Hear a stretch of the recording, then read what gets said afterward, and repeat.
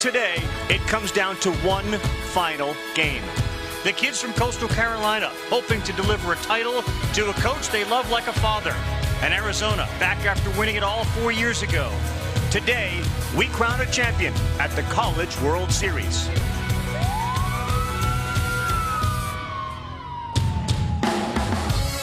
been waiting all my life just for this one night to show I can do it.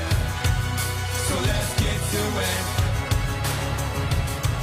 If that doesn't get you fired up, nothing will. Omaha, glorious day today after a rain out last night. The 2016 College World Series culminates with a winner-take-all Game 3. Welcome to ESPN's coverage of the NCAA College World Series presented by Capital One.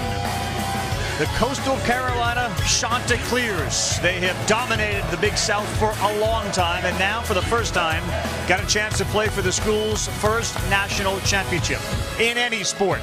We just saw Dustin Johnson, a Coastal Carolina Chanticleer, win the United States Open. Arizona knows all about championships. They're looking for their fifth. They were last year in 2012, and they won it then too. Recapping, these two teams weren't predicted to be here, but pitching has carried the day for Arizona. They win 3-0 in Game 1. J.C. Cloney, the lefty, a 4-hit shutout. Coastal Carolina's never lost an elimination game. They battled back in this series as well behind Mike Morrison, the closer. The two-headed bullpen monster gets the job done.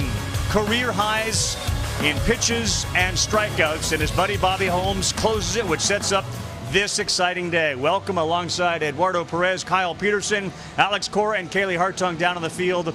I'm Carl Ravitch. So a weird night last night. Rain postponed it. Fans scurrying to find different flights and ways to watch this game either here or on television.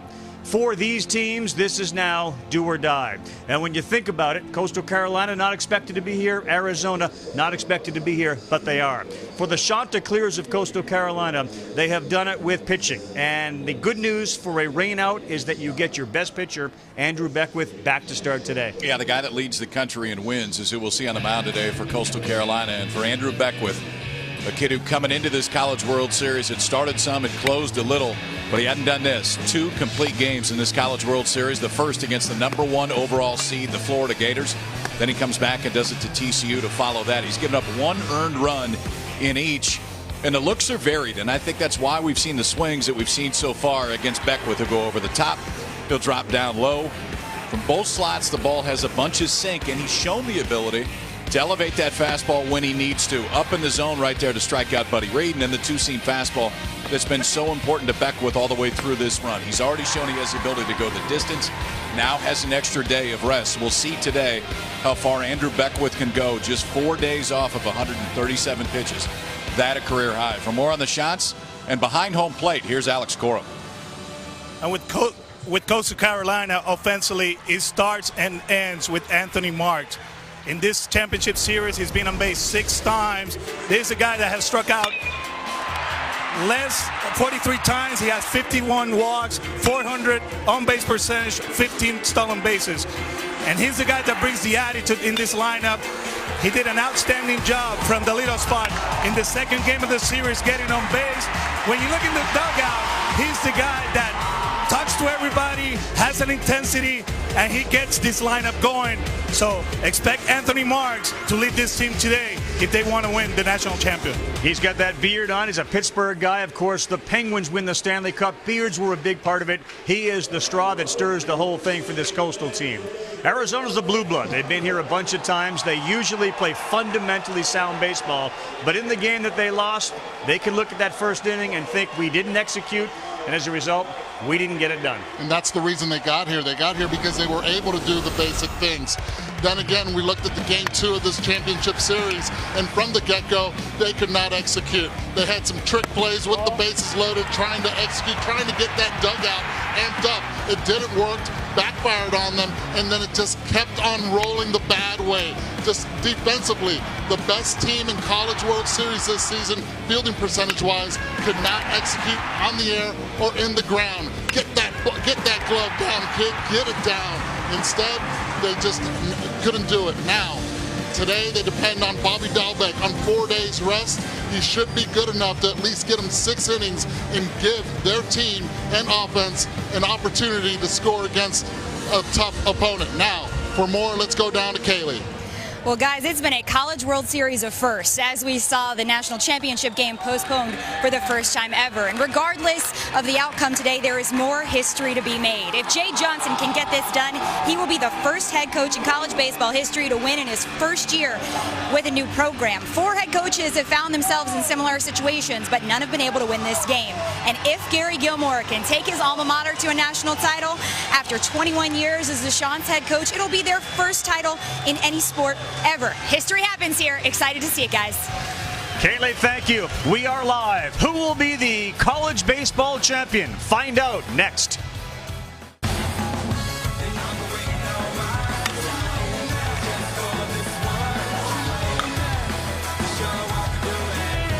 This is storybook stuff here for Costal and for Mike Morrison.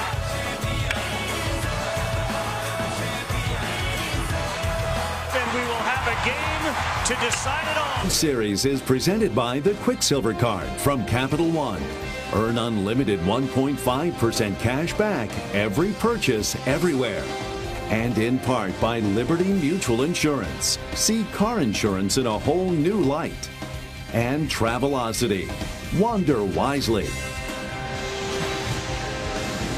All right, little day game to decide the College World Series of 2016. 2 teams that play with a lot of energy, a lot of passion. They're college kids. They have fun. And we're looking forward to seeing it as we take a look at our Capital One batting order for the Chanticleers, a team that this season belted 94 home runs. And again, Anthony Marks, he set the tone early. Look for him to do the same thing. A deep lineup. The bottom half has been great. They'll face Bobby Dahlbeck, who has probably the best stuff on this Arizona club. Now going on 4 days rest. 6'4", 220 out of the Denver area. Fastball up to 95. Converted closer, which he was thrown out of the bullpen for a lot of the season this year. And a very good defender, too. And I think that's one thing to watch against a Coastal Carolina team that will bunt for hits at times. Dahlbeck, when he's not on the mound, is playing third base, so he can field the position. About as versatile as an offense as we've seen at the College World Series in a long time, as Bobby Dahlbeck's first pitch is in there for a strike. This is a guy that stirs it all. Anthony Marks from Pennsylvania, just 5'8", seems to be in the middle of everything they do.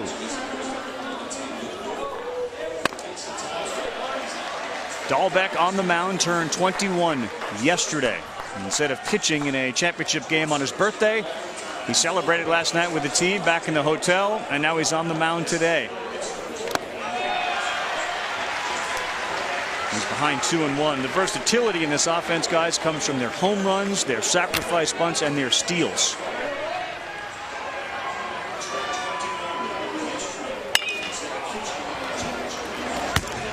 I don't know what the percentage is, but Marks hits to the left side. Got to be somewhere in the 90 percentile. And he has the uncanny ability of getting fastballs up in the zone and driving it down on the ground. 2-2. Just misses. Usually you see a lot of fastballs up in the zone, get hit in the air. Not this man at the plate.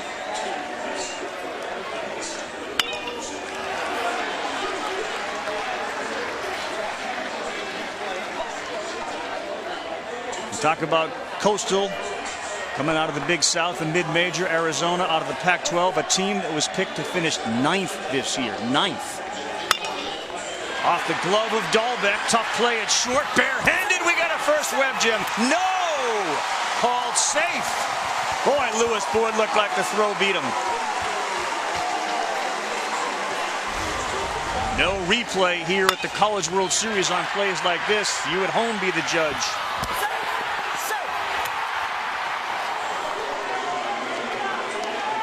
Looks like the foot is down as the ball goes in the glove. Good call. Looked like Omar Vizquel at shortstop, barehanding it.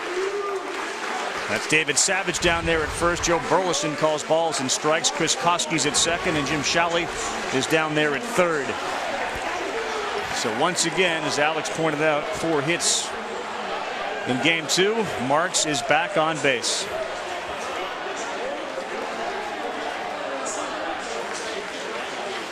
This is Michael Paez. He's the shortstop, a fourth-round draft pick of the New York Mets.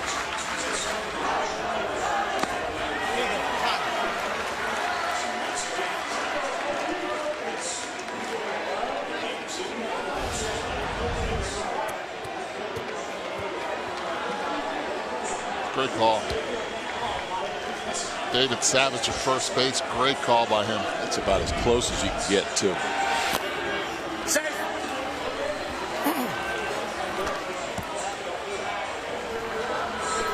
Got 4 guys on Coastal's team that have stolen at least 14 bases, and Anthony Marks is one of them. He's 15 of 22 on the year.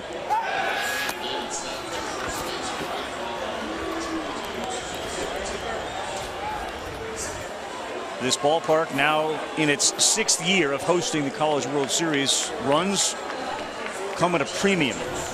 Arizona's made a living scoring first. Coastal's trying to do it today. And Paez lays it down. They throw to second. Fair ball. Double play for Arizona. Nice job by Cesar Salazar to jump on that. He can play the game now. He can really defend, and it's a heads-up play by Salazar just to get it as early as he could. That ball comes down. It's probably going to hit foul, but watch Salazar immediately reach that hand out. If it's over the top of the plate, which from there it looked like it was, that's a fair ball, and that is stealing a double play. See if it stays there. Yeah. That's really good by the freshman right there. Paez looked like he was stunned.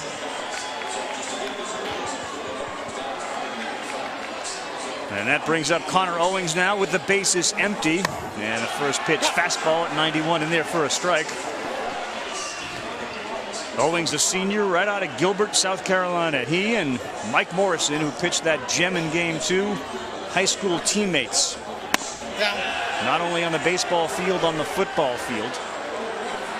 Owings' older brother Chris plays for the Arizona Diamondbacks. He was drafted, Connor, by that team, the Diamondbacks.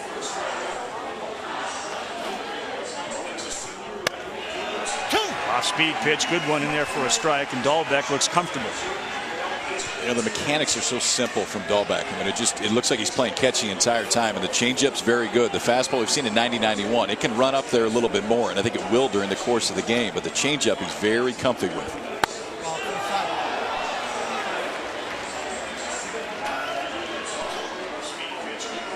John and Sherry Owings have been here, and there's a story behind Sherry and how she will eventually help Connor off the field, which we'll get to over the course of the telecast. But Bobby Dahlbeck, the birthday boy, on campus and in the clubhouse. They jokingly call him Bobby the Heartthrob. Good start for Arizona. Double play was the key as Salazar jumped from behind the plate, fired down to Boyd, the shortstop, and they turn it. And now they'll come up with a chance to draw first blood, something they've done a handful of times on their way to the championship game of the College World Series. First year as head coach of Arizona, had been at Nevada, and the athletic director, after 20 minutes, said, "I knew I had my man," and Johnson's led him here. As we take a look at the Capital One batting order for the Cats. Well, right off the gate, Cody Raymer has just been getting on base at a rampant pace. 4 games in a row, leading off the game, setting the tone early for the Wildcats. Let's see if he can do it again today. And here he is, Andrew Beck, with 2 complete games in this College World Series so far. If he throws the third, it'll be the first time in 30 years. Greg Swindell was the last one to throw 3 CGs in 1 College World Series. Pitches from any angle, the fastball and the slider from both, and really relies on that ground ball.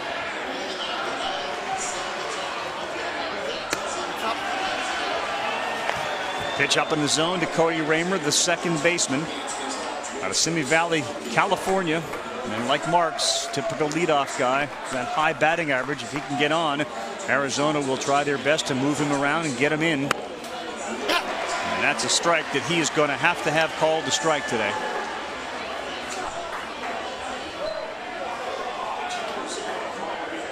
A lot of the players on this field have been drafted by major league teams. Beckwith was not. Could very well come back and pitch for him again next year. This one is into left field. Marks is going back, and he's there to make the play.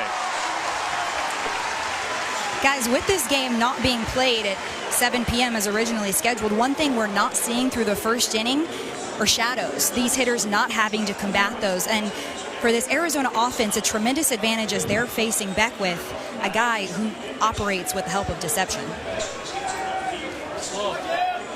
Well, one of the best hitters in college baseball is at the plate right now. Zach Gibbons is the right fielder for Arizona. He has been one of the most productive hitters in the history of the University of Arizona, hitting almost 400. He went to the Angels in the 17th round of the draft this year.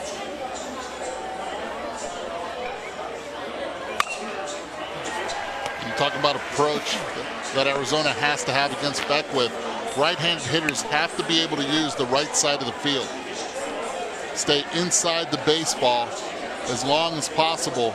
Once you start trying to pull, the Gators know exactly what can happen. A lot of ground balls to the left side of the infield create a lot of outs with this good defense. So rather than getting the traditional ground ball outs, Beckwith has gotten 2 fly ball outs.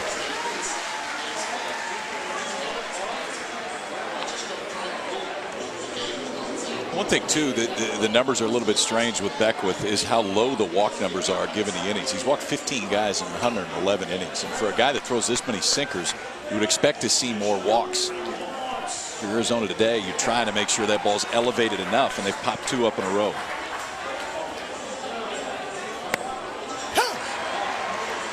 A 77-mile-an-hour pitch down to the zone for a strike to Ryan Aguilar, the senior. They load up their lineup with the lefties as much as they could. Dahlbeck has been filthy against righties, giving up a batting average against righties of about $158. Lefties aren't a ton better, but Jay Johnson wanted to get as many lefties in the lineup as he could. You got 5 of them in there. Aguilar's 8 home runs, the most of any Arizona hitter in the lineup today, and he's gone. Good start for both pitchers. Dahlbeck and Beckwith. Beckwith with a strikeout, continuing a theme we've seen at the College World Series and college baseball throughout. Strikeout rate is high, almost 22% on 9 pitches. Beckwith brings Costal back to the bench in a 0-0 game. Bridge takes you from Nebraska to Iowa as Coastal Carolina and Arizona have played one. It's been clean so far as we're playing after a rained out game last night. So we go today during the day. 17th game of this College World Series. We've never played 17. The if necessary day, we played 2 games, and the pitching has been dominant here. 5 complete games, 4 shutouts. And as we mentioned, the guy that's pitching for Coastal today, Andrew Beckwith, has got a couple of those. It's a community that loves baseball, and no matter what time the game is played here, you are starting to see many of the fans fill these seats. This is Zach Remillard. He is from New York State. Third baseman, has been one of the great players in the history of Coastal Carolina.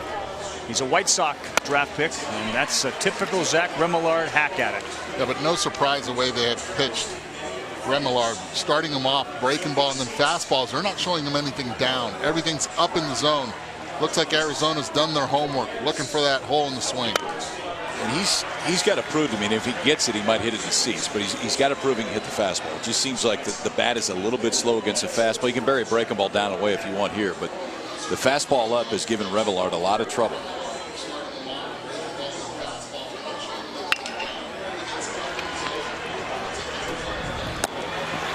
One up, one down.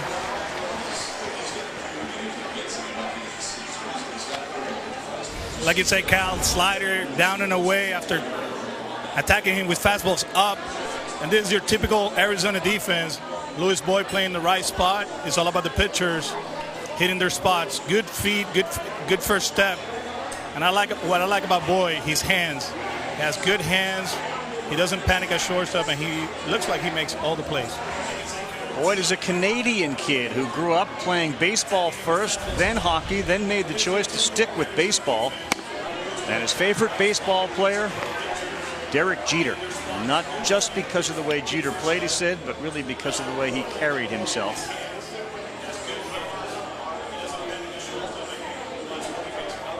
GK Young behind 0-1, now 1-1.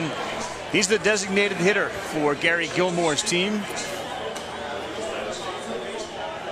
GK grew up in the shadows of Coastal and never wanted to go anywhere else to play. And he had some choices. Coastal competes with, although not head-to-head, but occasionally with the South Carolinas and the Clemsons of the world for baseball players. And Gary Gilmore's been able to find that guy that is just under the radar of those schools, have them come to his program, develop them, and make them into big-time college players. Dahlbeck continues to look very impressive today. Yeah, and you got to see everything in this at bat. First pitch changeup, comes back with a fastball that had great life, and then a little backdoor breaking ball to finish off GK Young right there. Bobby Dahlbeck looking pretty comfortable today, boys. It's such a quiet, from mechanically, it's so quiet. There's not a lot of moving parts. It's pretty easy to repeat, and when he's got 3 of them working, he can be real special. Tyler Chadwick bats now. See the fastballs up a tick with velocity, 92 miles an hour. 5'9", 195-pounder, 8 home runs. He has one here to right in the College World Series. That's a good pitch right at the knees, 91. That's the only home run that Coastal's hit here. Yeah, it was off the bat of Chadwick. Their 94 homers led Division I. This is the first game that Coastal plays in the day. All have been at night. It plays different. This ballpark plays a lot smaller than at night. Wind's blowing out a little bit.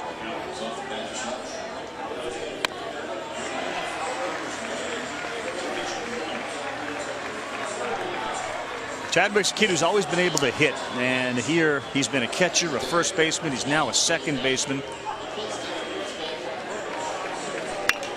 3-1. This one is playable. Left field. Alfonso Rivas is under it, and he makes the play. So we're midway through the second, waiting for Arizona's first hit.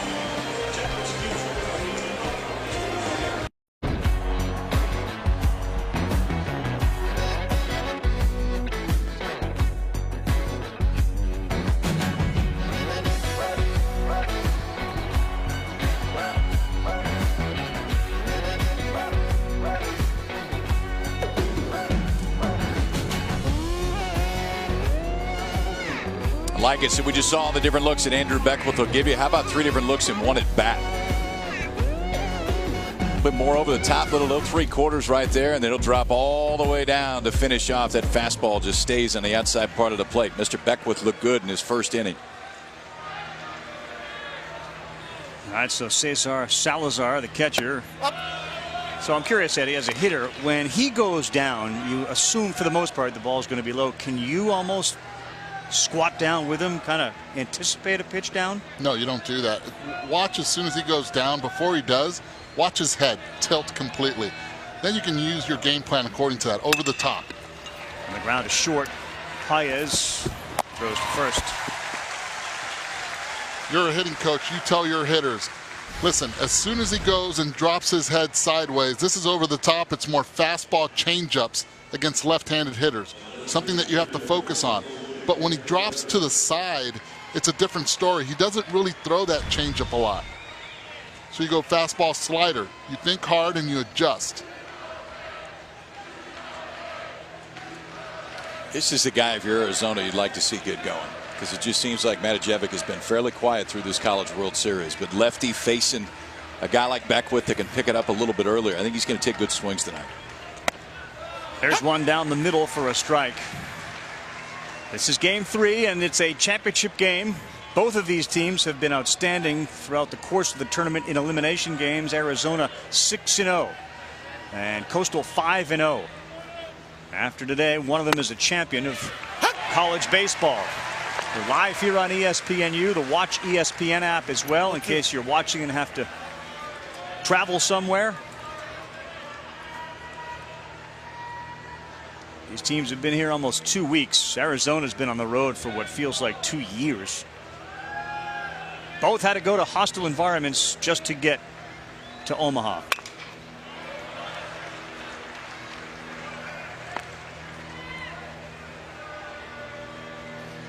And that fastball inside on the previous pitch is the difference maker. Because as a hitter, sidearm guy, you're looking away. But if he's able to throw that four-seamer inside, well, you got to go to plan B. It's very tough to cover both sides of the plate. That one is ripped into right. Arizona's got their first hit. Good call. Kyle as J.J. Matajevic delivers. The sophomore designated hitter is on first with one out. Well, he showed it once to him already in the at-bat, and Alex said it, pitch inside. You go to that plan B. Now you're quick. You've seen it. Get your hands inside and drive it and keep it fair. Nicely done. What is plan B, Alex? What is plan B? Well, you got a sidearm guy. You got to make sure you see the ball first, and your sights are parked on that left center gap. You're trying to drive the ball that way, but if he's able to throw that pitch inside, well, you probably is going to start looking in with him. He hasn't shown it that much during the College World Series, but he's made 2 pitches already in the first 2 innings in the inside part of the plate. You see the Arizona Wildcat lefties right on top of it. Well, you start looking for that pitch in certain counts. All right, so Kyle Lewis, the third baseman. Runner goes. Lewis in the hole, and that works. Matajevic holds at second base. And a little hit and run. We haven't seen too much of that. And I just wrote it down, and it was a perfect situation with a perfect pitcher. A pitcher that gets a lot of double plays. You have to be able to stay away from that. Arizona does well, their scouting report. Put the runner in motion, make things happen. Put pressure on the defense. Right now, first and second for the Wildcats. And I do not believe this is going to be the last time we see hit and run with Arizona. No, it's a perfect guy to do it against. Because you know he's going to throw a ton of strikes and it's going to be down in the zone.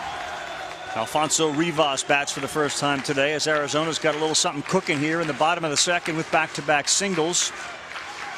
Rivas has not been a productive hitter here in Omaha. He's 1 for 15 with 7 strikeouts.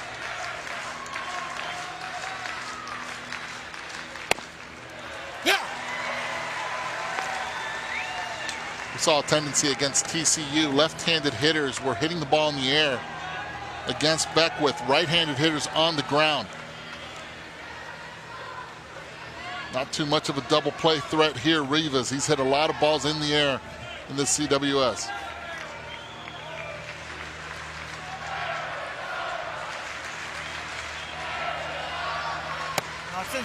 Inside. We talk about Rivas, and remember you have a first-year coach in Jay Johnson, and he says, you know, I don't like to play favorites. I try to stay away from that, but the way that Rivas carries himself, he says he's the type of teammate he is. He jumps to the top of the list.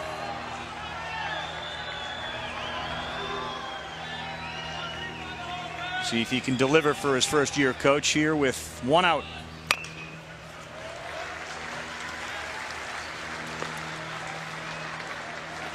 And guys, it seems from here that all these left-handed hitters, they're right on top of the plate. They're daring him to come inside, and that's game planning. If you want him to change his game plan instead of going away, and you want him to come in, well, get on top of the plate, dare him to pitch inside, and just be ready to hit that pitch. That was a pitch inside to Rivas. He tried to get to it. He got jammed. All part of plan B. And you can see where he is in that batter's box, right up on the plate. 1-2 though, and he threw a perfect pitch.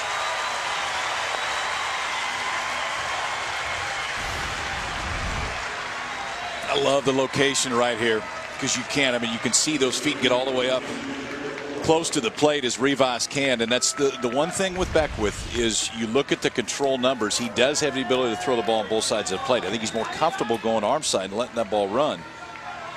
But if Arizona's left-handers are jumping on the plate, that normal pitch away is middle. That one just froze Rivas.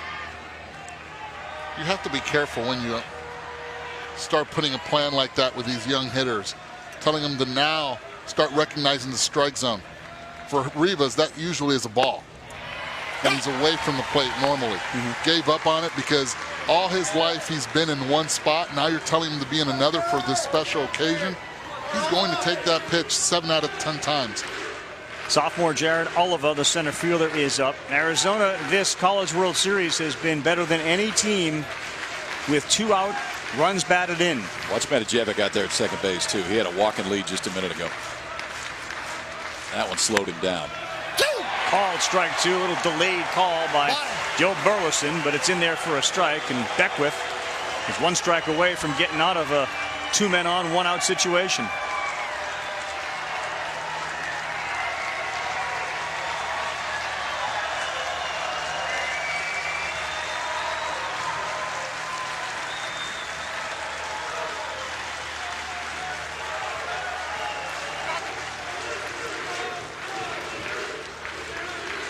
Coastal fans behind their dugout continue to cheer very loudly. Many of them have made the trip either from the Carolinas or points all over the country. This is a 21-year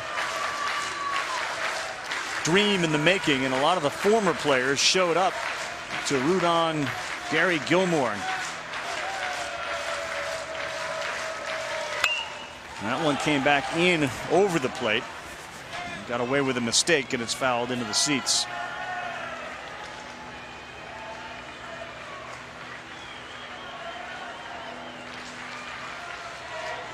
Olive is a .239 hitter. Started 57 of the 70 games for Johnson. And again, reminder how tough Beckwith is against right-handers. A .158 batting average against. Marks is way over towards center. A ton of room down the line and left. This one is to right. Owings goes back a few steps. He's under it, and he makes the play. So Beckwith gets out of it after a Matajevic single, followed by a Lewis single on a hit and run.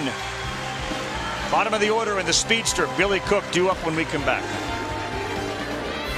PN's coverage of the NCAA College World Series presented by Capital One. Aerial coverage today is brought to you by DirecTV. The blimp is up there. If you call yourself a sports fan, you got to get DirecTV. After a rainout last night, live during the day-to-day for the championship game, as you take a look at the Coastal Carolina Chanticleers, which is a rooster. The proudest rooster of all. Big 12, Big South, I should say, regular season and tournament champions. They won in Raleigh. They actually were down 2 in the top of the 9th and down to their last strike, and then it rained, which is something we got a taste of last night. They had to come back the next day, and they came back and won. They swept LSU in the Supers in Baton Rouge, which is nearly impossible. Then they come here and beat Florida and Texas Tech, 2 national seeds, and TCU twice. These teams are tested. There's no doubt about it, and they played the best at the most important time. Billy Cook back up the middle.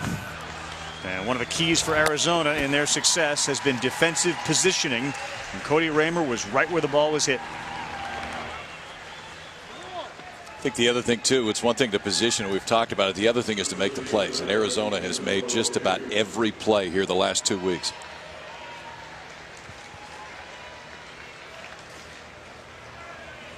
Well, Kevin Woodall bats in the 8th spot. Big, tall, 6'5", 235-pounder from Georgetown, South Carolina.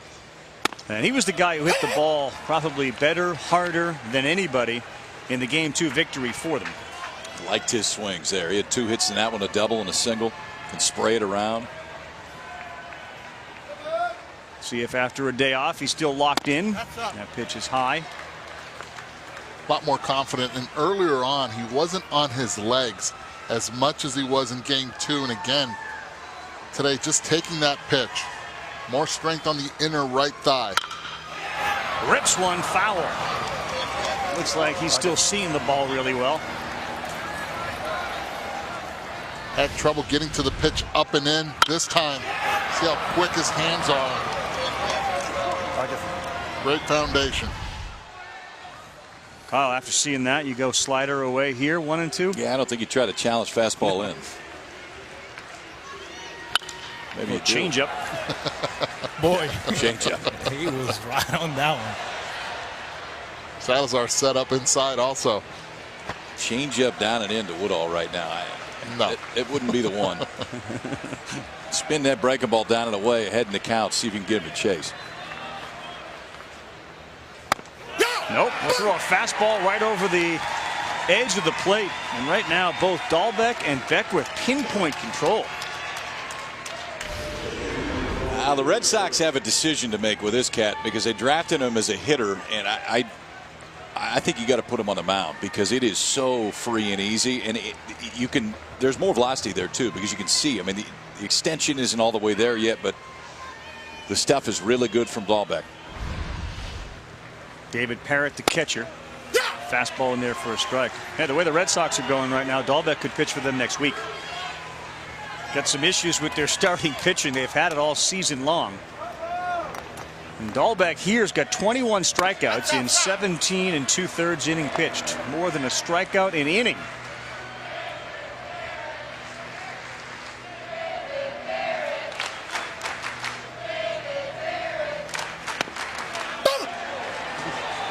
Salazar may have stole the strike there. He presented that one. He's very quiet back there, not trying to steal too many pitches.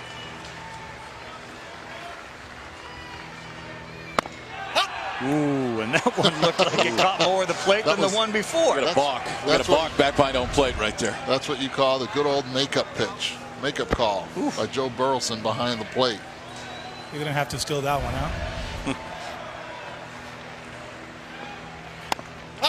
Down. I like it. Joe Burleson bearing down. He recognized he missed the other one. Stayed with that one. Looking for strikeout number 4. Dahlbeck gets it. 92 miles an hour on a fastball. May have had a day off because of the rain. Pitchers are enjoying that extra day of rest.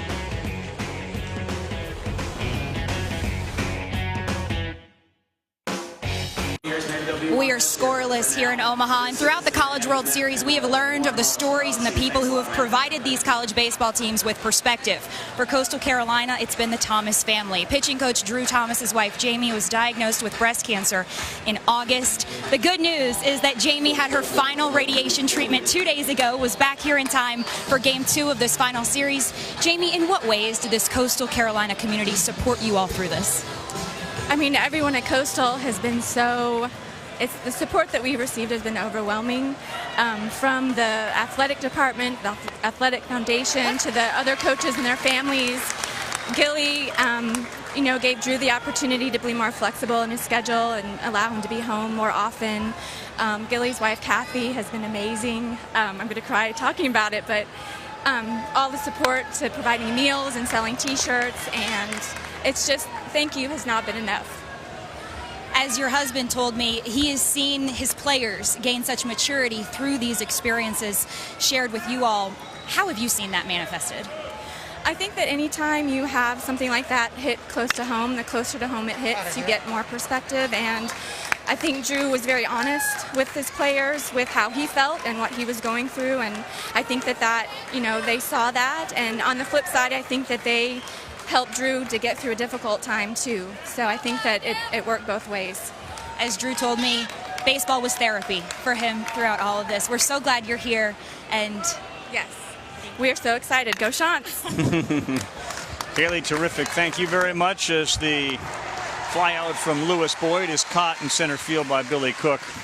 And to pick up on the whole Coastal sort of family feel, there's no doubt that in talking to fans, players, coaches, you heard it there.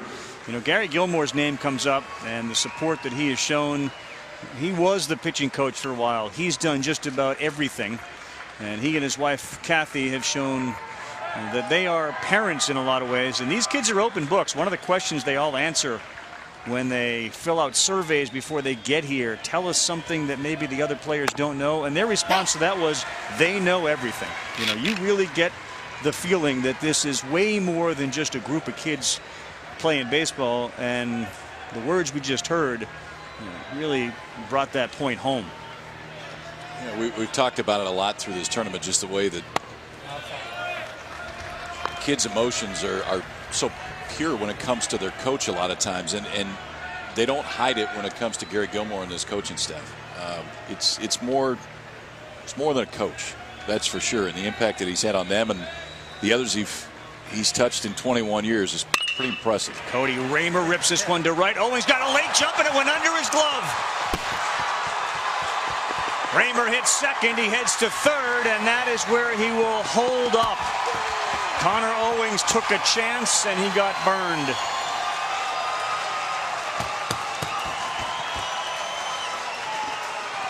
Talk about adjustments. First he's on top of the plate, then he gets on it.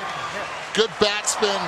Bad read by Owens in right field. With one out, you want to be able to keep that ball in front of you. Keep the double play in order. Keep that hitter at first. Instead went after it. Really surprised right now the Chants are not playing in with one out. They've showed that tendency early. Very good hitter with 107 hits coming to the plate with Zach Gibbons. It wouldn't shock anybody if Gibbons were to bunt. Woodall is way in close at first.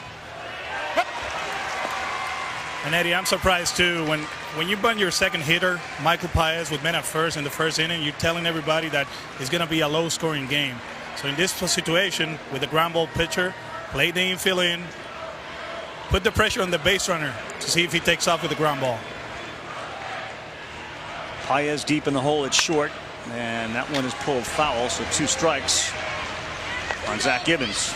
Kind of a start-stop-start out in right field too. Watch, Owens goes, and then we're going to pauses just a little bit, and that was enough to just kind of get him off line when he was running in.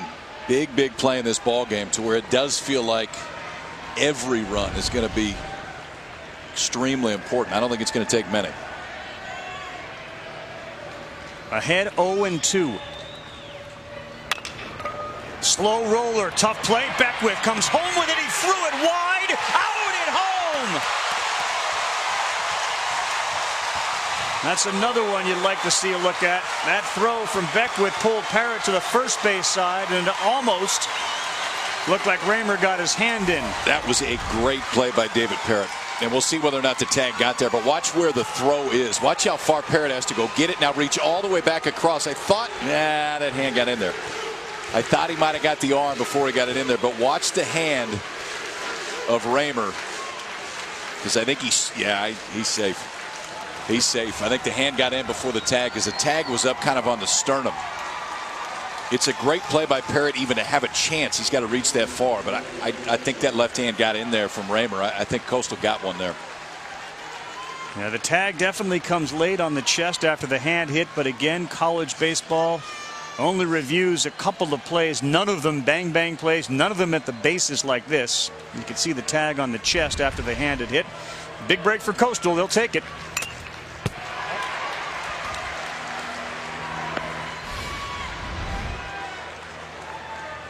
There's a great look at it. The hand is there and the glove is still coming up right there. I think where Joe Burleson thinks that the tag was made was more on the wrist part, on the forearm, on the way up. Can see that.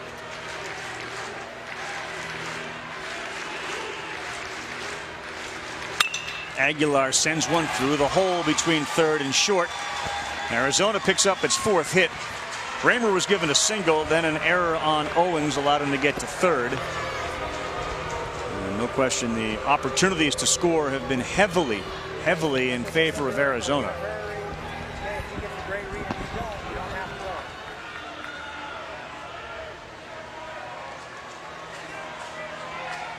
Well, true to Aguilar, that's what he's been doing, just hitting the ball to left field consistently in this College World Series.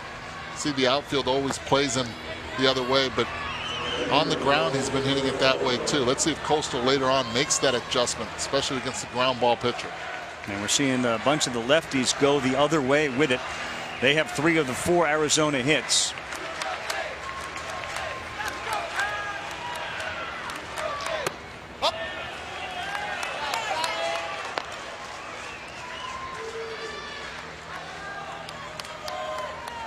Salazar went the other way. His first time up, he grounded out to the shortstop Paez.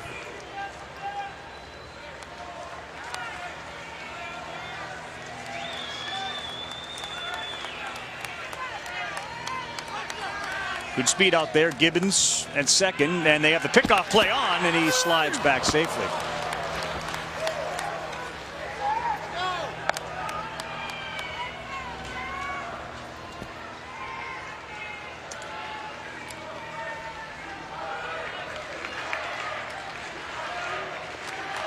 Tough feeling for Raymer sitting there on the bench, knowing in his mind that he believes he was safe.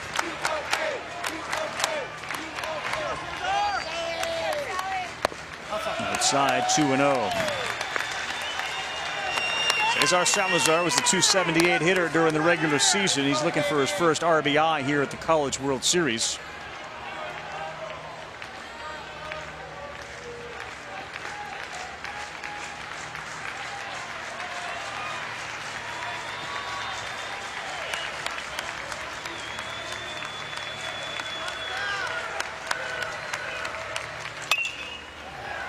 Out of play as he jammed him. Salazar was a kid from Mexico who was 12 years old, played on a travel team that played in tournaments in Arizona and around the United States. The coach of that team moved to the U.S. and eventually Salazar followed and moved in with a family to be able to play baseball in the United States. And twice he was ruled to be ineligible. Couldn't play his sophomore year, his junior year. Played 18 games of high school his senior year and was ruled ineligible again, but it was enough to impress this Arizona staff. This one is straight up. Who's going to call it? Remillard, the third baseman. Close, close, close. Close play at the plate, and it went the way of Coastal Carolina. Give Parrott credit. He sold it hard as Beckwith went to his right, threw back to his left, dragged his catcher to the first base side, but the home plate umpire, Joe Burleson, says out. And after that, we stay 0-0 through 3.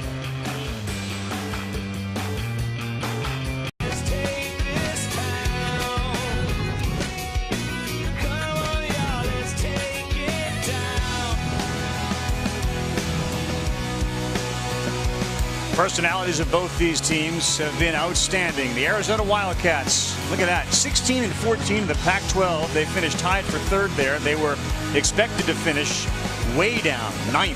17th time, though, they've been to Omaha, and they have been outstanding in elimination games, 6-0. See if Coastal can get something going as we're back to the top of the order. Anthony Marks squares to bunt, called strike.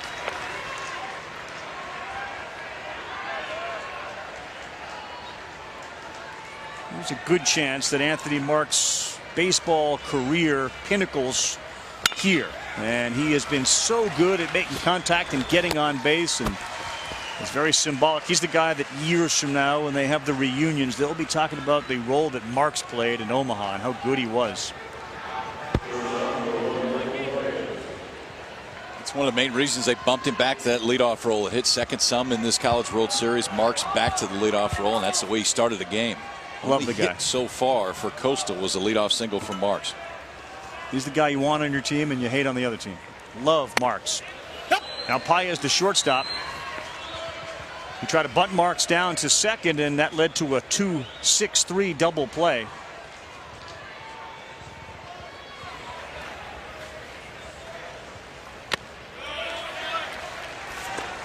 Paez is a South Florida guy, and with all the baseball in South Florida between Miami and Florida State and other schools, he escaped. He went down to Coastal, really developed. I mean, he's a project that has turned into a terrific shortstop at the collegiate level. Put a charge into one in game 2. We thought all was getting out of the ballpark, and it ended up at the warning track. He did too. He did too.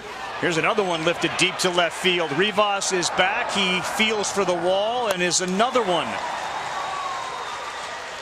I'm all for moving the fences in here about 8 feet. I think 8 feet would be a perfect compromise that some of the balls that should get out and do at most of their stadiums would get out at here. You bring center into 400, and even if you leave the corners at 335, maybe bring the alleys in, because the one part about Rosenblatt and College World Series was this idea that you could see a game go 10-8 and you had the threat of a home run.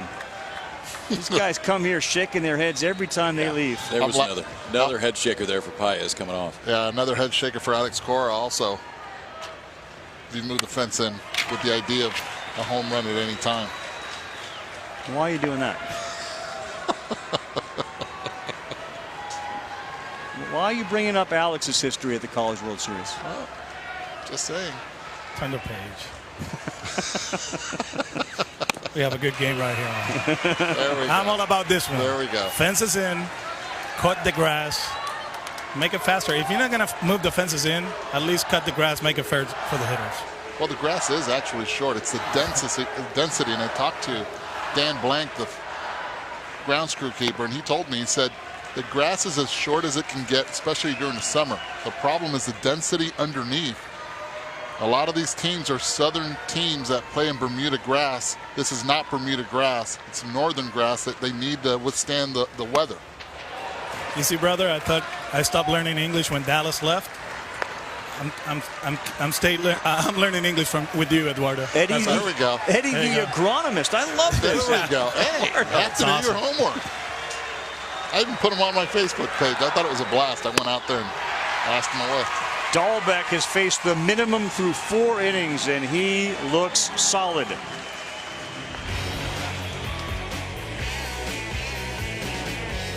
Fastball's been overpowering. Arizona comes up in the 4th. Standard operating procedure for the Arizona Wildcats in their dugout in between innings, dancing and spraying water bottles all over themselves, trying to get Arizona, who's had a couple of runners on in the last 2 innings, to break through and score a run. Matajevic bats for the 2nd time. He singled, got all the way to 2nd in the 2nd. And we got a national championship game to be decided right here. Arizona out of the Pac-12 and Coastal out of the Big South for another day. And then they literally will move from the Big South to the Sun Belt Conference as they transition to FBS status.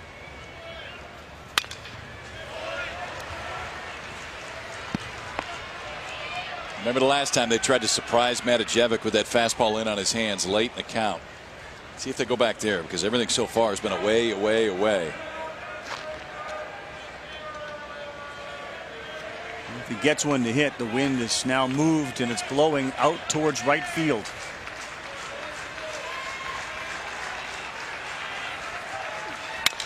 This one to center field. Billy Cook, a couple steps back, and he makes the play.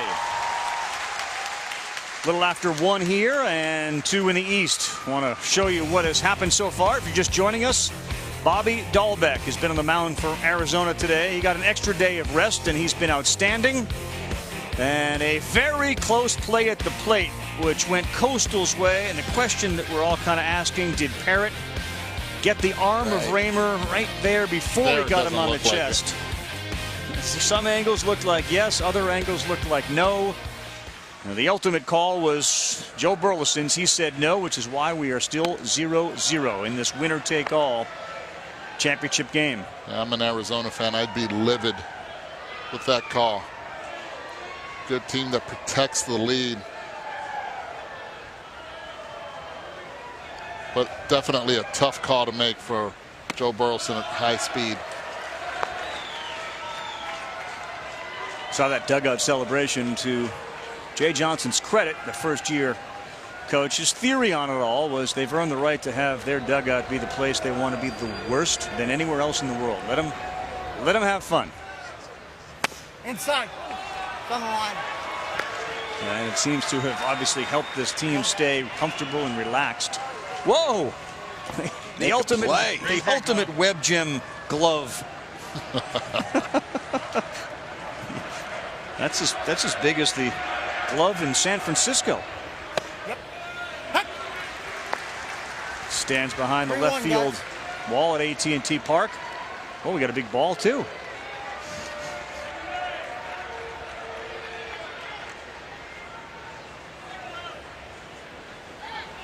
First time that Beckwith has been into a 3-ball count.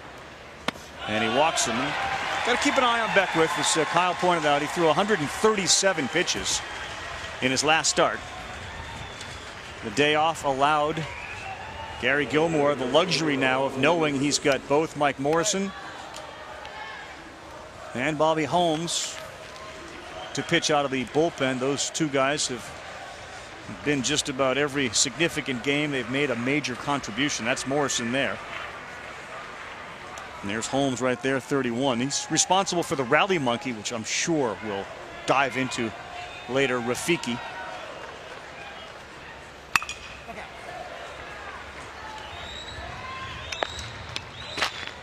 Eduardo brought his rally monkey to the booth last night, but we couldn't stop the rain. It just didn't work. Did my best. There's Rafiki with his pass.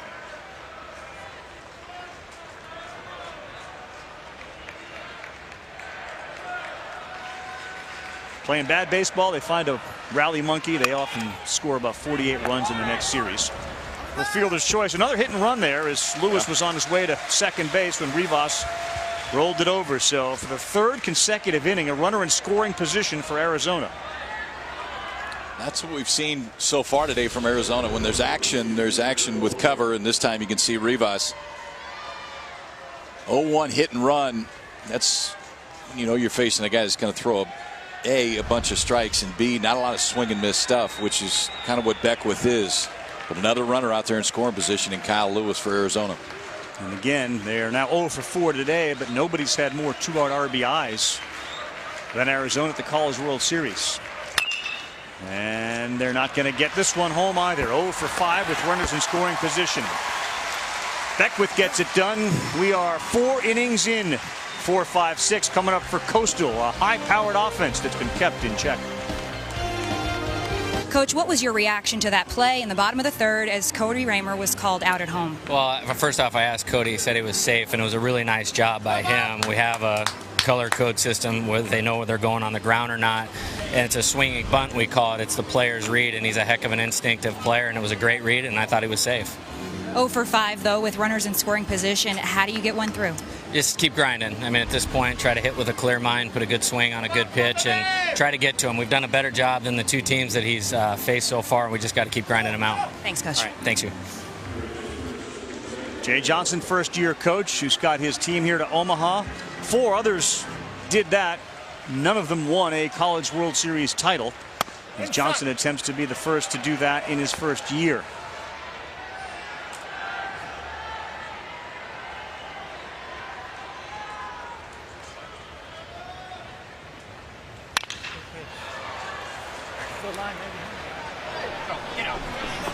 Into the seats, you can hear some Coastal fans saying get out. Remillard had 99 hits in 2016, which tied a Coastal season record for base hits with Dave Sapelt, a very good player for them back in 2007. This is a kid like many who get to this level have dealt with injuries and setbacks. Remillard had Tommy John surgery, and took a while for him to feel as if he could make that throw across the diamond. He hit for a couple of years. Just a typical grinder that Coastal Carolina has on their team. He's played himself into being a 10th round draft pick with the White Sox. As you take a look at how he has developed, all the numbers across the board trending in the right direction for Zach Remillard. I think he's a really good senior sign. I mean, a 10th round pick, he's going to have a chance to go play. There's some swing and miss, and the swing's probably a little bit long, but defensively looks good at third base, and there is some juice. 19 home runs, that leads Coastal.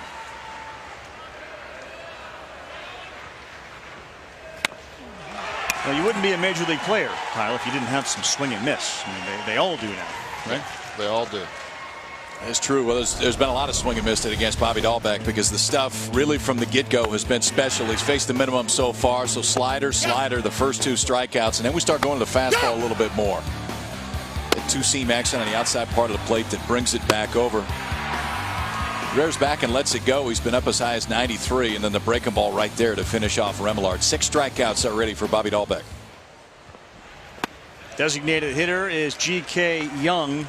We talked a lot about the relationship that Gary Gilmore has with his players and the community there as well. This is a coach that had a chance to go elsewhere to bigger schools and really believed in the system. And Young was one of those kids that grew up wanting to play for him.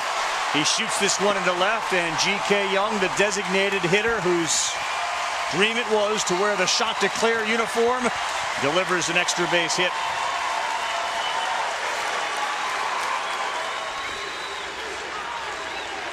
They say hit him where it's pitched. Pitch on the outer half. GK doesn't do much. Doesn't try to pull that ball. Goes the other way nicely. Rivas struggles with it a little bit, but no matter what, it's going to be a double.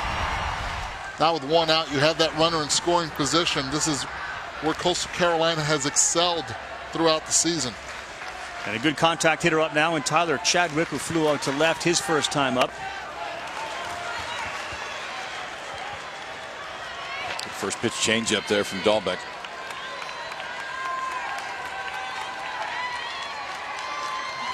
Coastal lineup is potent 1 through 9.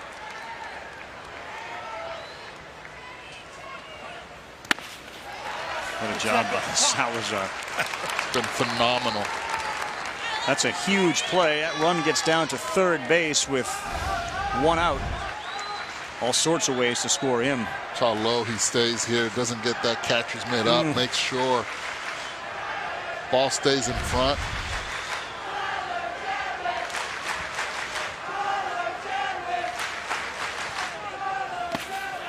Wicked break on that pitch from Dahlbeck, and another block by Salazar. Last night during the rain delay, we saw Kyle don the old catcher's gear, and he was blocking balls up here in the booth. He's trying to get a little work in, Rav. Yep. Never know when the call might come. Well, Salazar's doing it a little bit better, but you showed signs. How are we with 2 strikes? No, he chased another one. That is a nasty back-to-back slider from Bobby Dahlbeck. Slider, curveball, wicked break on him. Yeah, and you go 2 changeups, 2 breaking balls in this at bat for Dahlbeck. So 1-1, then he goes slider right there to strike out Tyler Chadwick. Watch a top to bottom break on this too. Throws it hard, 80, 81 miles an hour. Really like his stuff. Dave Lawn out right now. This is probably just a little bit of a scouting report reminder against Billy Cook. Billy Cook, the speedster, not afraid to bunt for a hit. Man on second, you don't want to throw it away. Part of the conversation going on there. Conversation Sunday night presented by Taco Bell. Marcell Ozuna and the Marlins get to deal with the Braves. The most significant part of this game is ESPN will televise it. Will be in Fort Bragg. It's presented by Chevrolet, a special edition of Sunday Night Baseball presented by Taco Bell in the newly constructed 12,500-seat baseball stadium on the Fort Bragg U.S. Army base in North Carolina. And there'll be over 12,000 soldiers in attendance to watch that game. A special Sunday night game with baseball tonight starting at 7 Eastern time from Fort Bragg, as we pay tribute to the military on July 3rd and the July 4th holiday.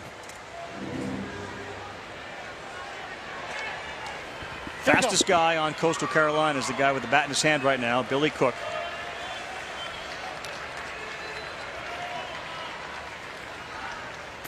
Down.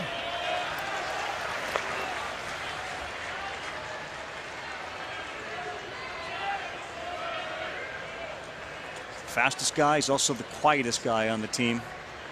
Likes to be an under the radar type player. He plays center field. Loves the speed that he's got out there.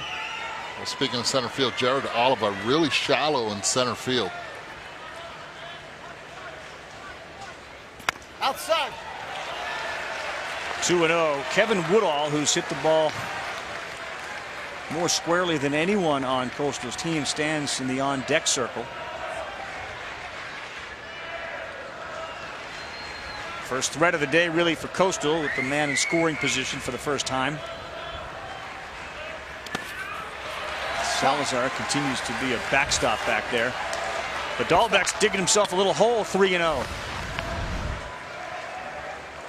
A little changeup, and he's done that a few different times. So he throws the changeup, just holds on to it a little bit too long. And when that happens, when that release point's just a little bit off, he's tugged it down and away, but Salazar's done a great job of keeping it in front of him.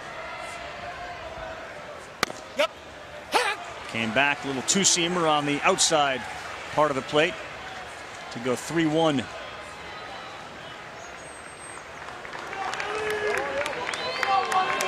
National championship game. Coastal Carolina, mid-major Arizona, out of the Pac-12. 3-1, 3-2. That's where you're a hitter. That's full count. 3-2. You have to know 2-0. They went changeup. 3-1. They're not going to throw you a fastball. And don't expect 3-2 here. And if it is a fastball, don't expect 3-2 to be in the zone. Being very careful with Billy Cook. He's had a lot of big hits for this team. A spray hitter. Won't chase, and down to third. And in there safely goes G.K. Young. The way that Dahlbeck is spiking a few of these balls, that could be a key play if one happens to get by Salazar. And G.K. Young does not have great speed. But watch the break right here. Read the ball in the dirt. Good secondary all the way down his front foot. Able to get 90 feet away from home. Jay Johnson has a choice to make here with runners at first and third. You throw through. G.K. Young not a fast runner. You had alluded to that. I say let's trust Salazar in his arm and throw through. Fundamentally sound team. Top of the fifth inning would send a good message to your offense. So Eddie's point being that if Cook decides to go with all of his steals, he's got 27 of them on the year. He's suggesting that Salazar throw all the way down, and that would allow Young, if he so chooses, to try to come home and score a run as the ball heads down to second base. So that's why you're having all sorts of signs being shared. This is where all the signs are being shared. You have to be able to relay it to all of them. Make sure everything's perfect. That's a good job by Boyd. As a shortstop, if you're not 100% sure of what is going on, just go to the mound. Let's talk about it. Let's make sure we're on the same page. Big chance here for Coastal. Woodall, good hitter too, and speed at first.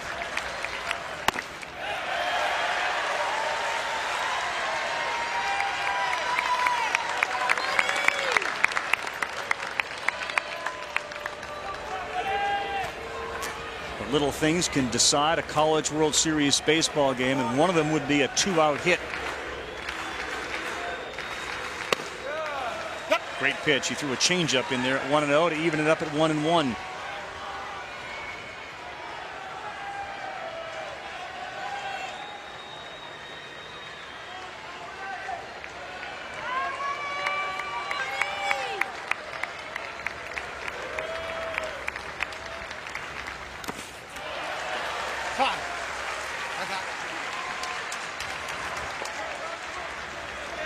Really got away from that fastball. And the fastball he's getting had pretty good success with today, but all three pitches in this at bat to Woodall off speed. It's been like that, Kyle, with men in scoring position. Change up, slider, change up, curveball. Ooh, on the corner, it's a big call. Fired one in at 92 and gets the called strike. Pitch has to be away. Watch Salazar. Give Salazar a lot of credit right there. Bringing that pitch back, working Joe Burleson behind the plate. Big swing pitch. Would have been 3-1, now 2-2.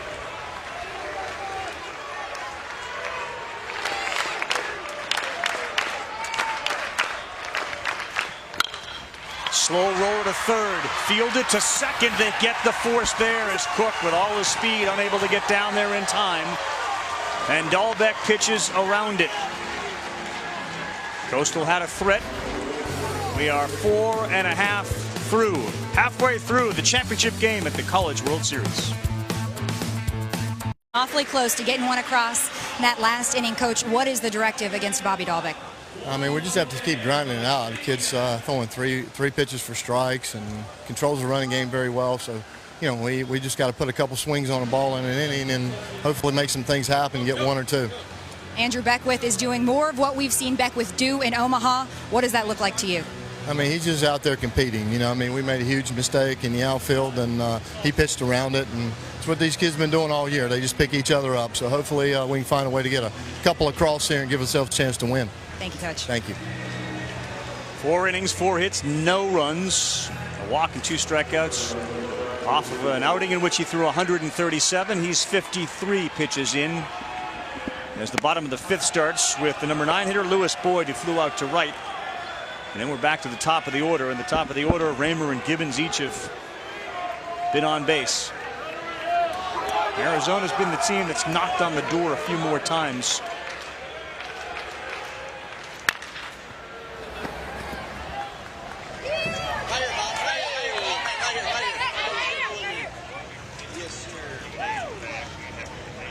Grimillard is way back.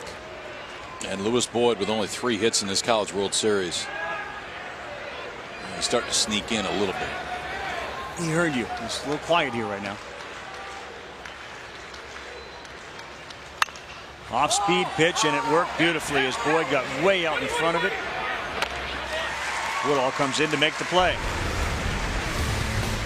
We told you before the game the different arm angles that you'll see from Andrew Beckwith, and we've seen it all the way through. It will come all the way down and can elevate from that spot too. He's given up a few base runners, but when he's had to make a pitch today, he's done a good sinker from over the top, and then the ability to throw that fastball inside on left-handers.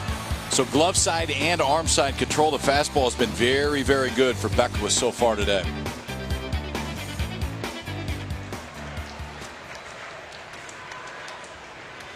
How about 22 1/3 with 2 runs, 14 strikeouts, and the big number is 291 pitches. No beach ball right now. No beach ball in the field.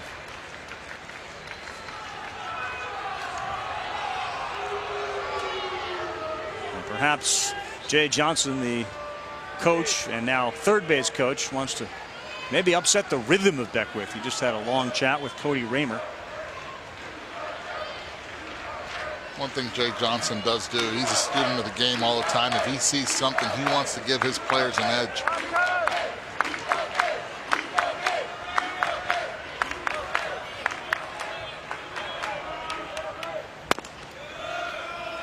You heard Gary Gilmore talk about we were able to pitch around a big mistake in the outfield. It was Raymer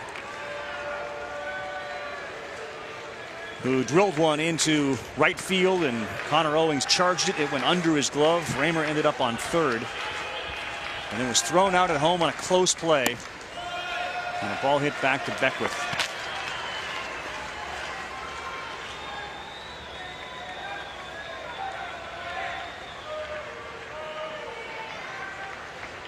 Throughout the course of the year, Gibbons has had the bigger numbers with the number of hits and moving past Terry Francona on the all-time Arizona hit list, but Raymer's the guy that they point to as probably the best pure hitter on the team.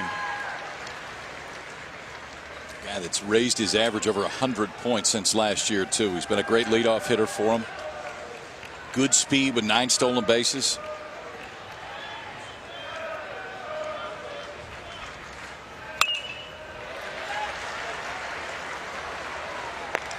Had Rick Sutcliffe on SportsCenter last night prior to the game getting postponed, and asked about Beckwith and the difference in the 2 arm slots and why more pitchers at the major league level don't do it. He brought up a good point, which was, well, at the major league level, usually you're good enough. You don't need to have the 2 arm angles.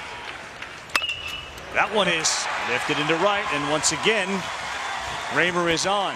He also said at the end of his career he did do just that. It was suggested to him that if you're not getting guys out over the top, then drop down.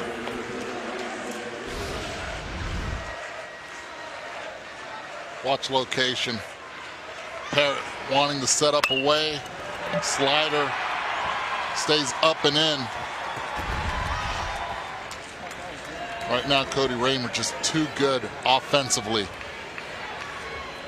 Once again, the wind picks up a little bit and blows out towards right center for a guy that has home run power in Zach Gibbons. Gibbons has been the top hitter at the College World Series. He's got 13 hits and 8 runs batted in. You see the numbers, a .448 batting average. Pretty impressive given the College World Series has been all about pitching. They lead the country in hits, and that's exactly what Zach Gibbons has done this year.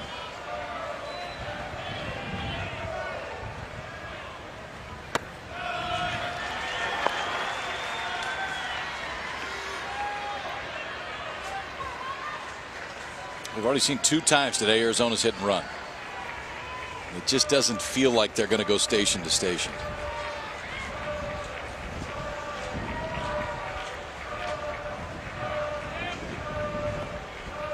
Cody Raymer, 9 steals down there at first. He's got good speed, and now he's got a contact hitter up in Gibbons.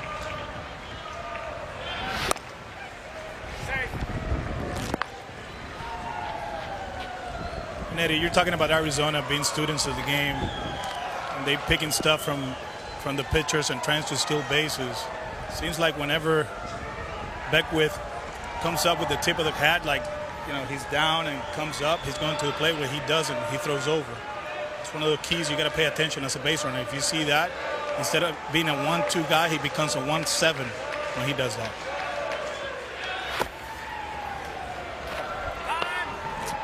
.230 in the East, 1:30 here in Omaha. 11:30 out in Arizona, where they have their eyes on this game on ESPNU. Coastal Carolina, Arizona, in the championship game of the championship series at TD Ameritrade Park for the 6th consecutive year in downtown Omaha, Nebraska. Two teams not expected to be here, but they are one win away and perhaps one run away from taking home a college championship. Gibbons, double play ball. Chadwick, Paez, got him. Both these teams have used double plays to get out of jams, and Coastal gets it done. Chadwick, who is not the everyday second baseman, a perfect feed to Paez. We are through 5.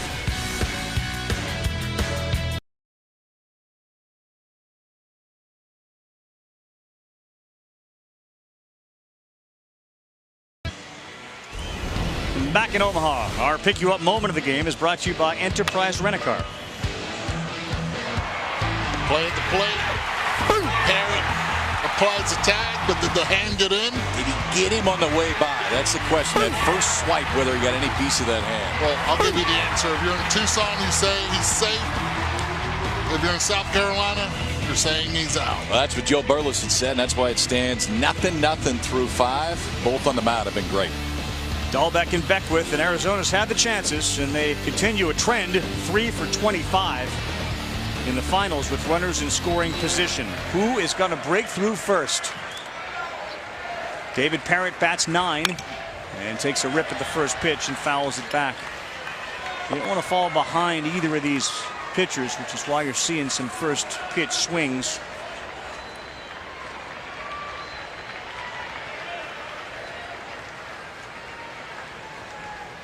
Outside.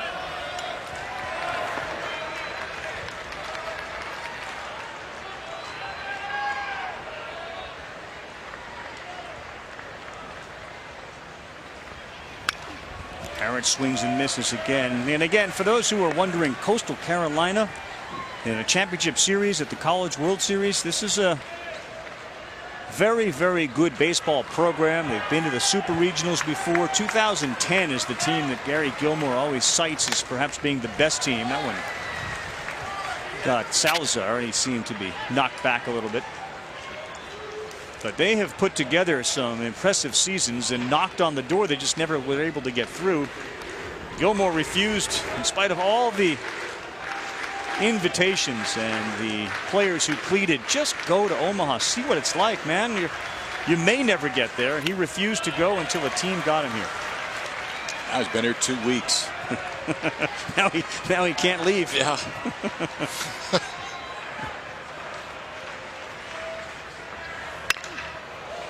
Parrott turned that fastball around. Just to accentuate that point, most wins. Look, Florida State plays all the time. Rice, LSU, Texas, Miami, Coastal Carolina. As amongst the most wins in the country. And maybe people will say, well, they beat up on the Big South. They were 21-3 this year. And that's valid, but they also do schedule. And if you're talking about RPI, they schedule some teams. Great at bat.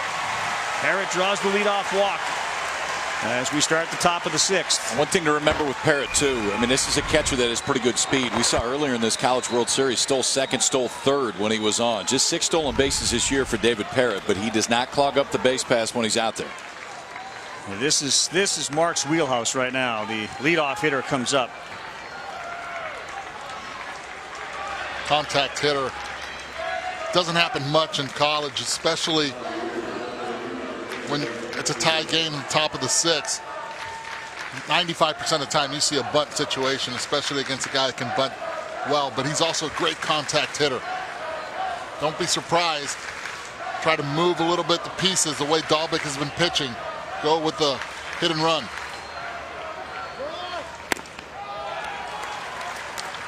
This is where I'd love to see the slash too, because it works directly into the swing of Marks, and you're getting the defense that you want to see. But you've said it all along. The way his feet are set up in that box and the way he positions himself for the bunt, that's very difficult to do. Kyle Lewis is at third, and remember, Dahlbeck is a good fielder on the mound. He plays third base when he doesn't pitch.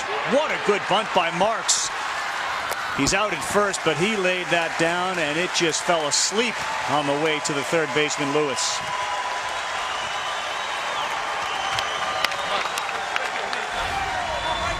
We're talking about fundamentals. Footwork, bend those knees. Bat head stays level throughout. Executing perfectly. Getting it down, deadening the baseball.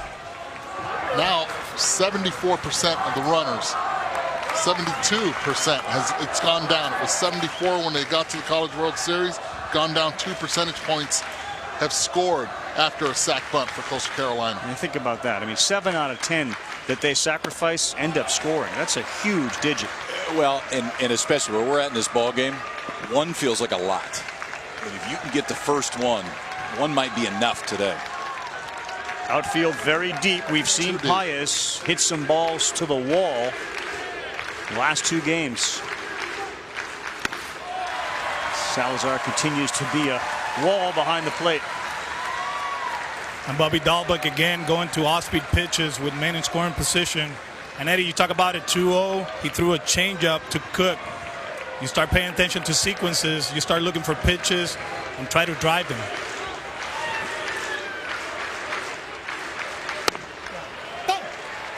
Went with a fastball and got a punch from the home plate umpire, Joe Burleson, on the strike.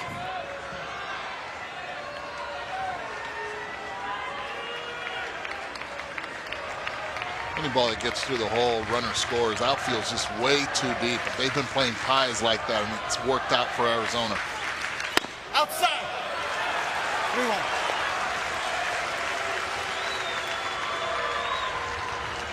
He's shown that he can also hit a fastball.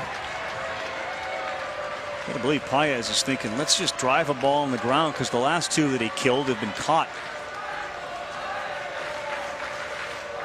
Looking for his first World Series RBI.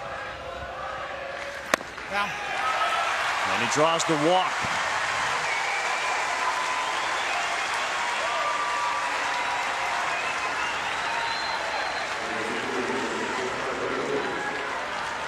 Remember that number, 72% of the runners that have been sacrificed have come in to score for Coastal. They did it in this inning.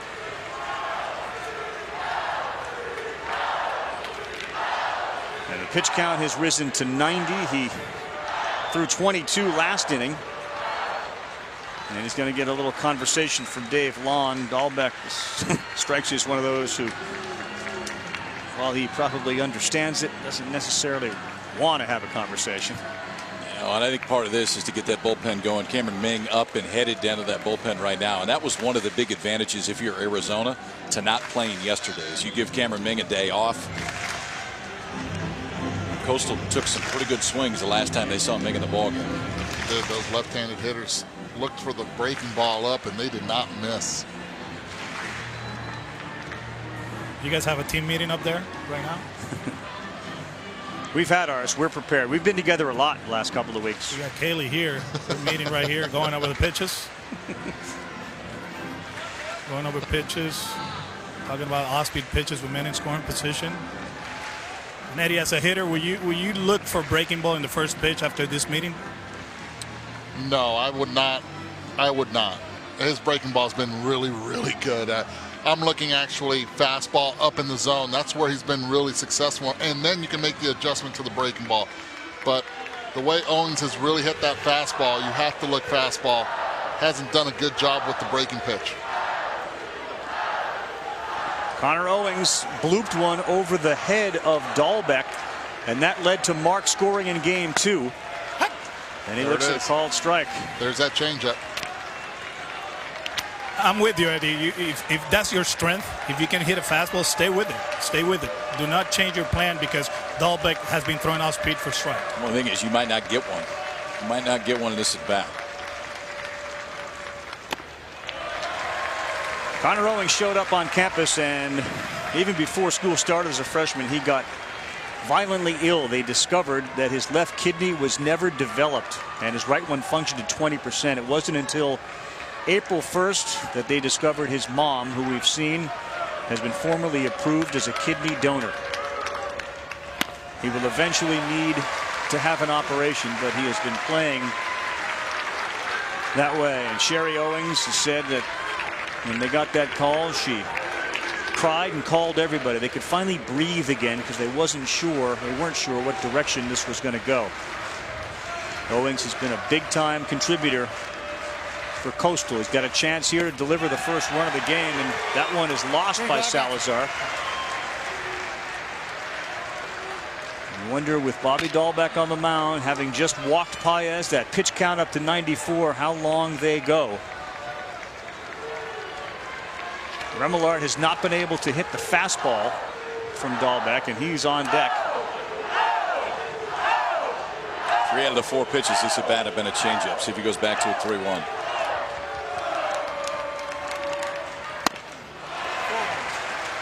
Went to his money pitch. That's the fastball up. A lot of the Coastal Carolina hitters have that uppercut swing. Tough to lay off. Parrott is down at second base. Paez at first. Top of the 6th of this College World Series championship game. And the full count pitch, 3-2. Oh, he swung at a ball 4, but it got by.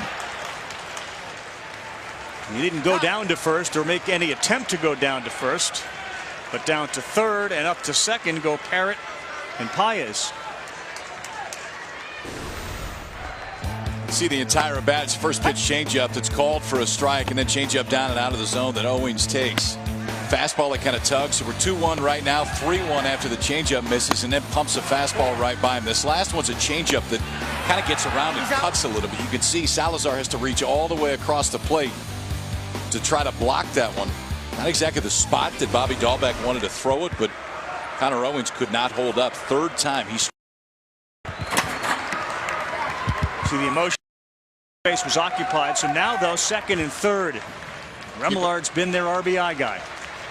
I look fastball up all the time here, and one of the biggest reasons is any breaking ball in the dirt, you have a runner at third base. All the weight is on Salazar. He's done a nice job blocking, yet this is where pitchers tend to leave everything up in the zone, especially the way they pitch Remillard. It's been a team that has been carried by its seniors. We saw Morrison, the closer, start a game the other night. Remillard, the senior, 72 RBI. No.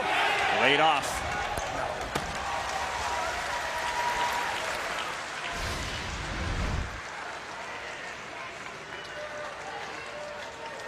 Staying down and through. He knows that David Parrott's at third base, where anything gets by him.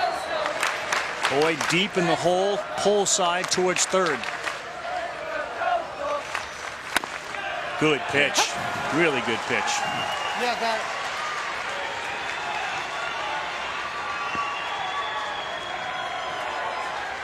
I think with 2 guys on, 2 outs, 2 strikes, you shorten up a little bit to make contact. That's never been part of Remillard's MO. Next pitch, the 100th pitch for Bobby Dahlbeck today.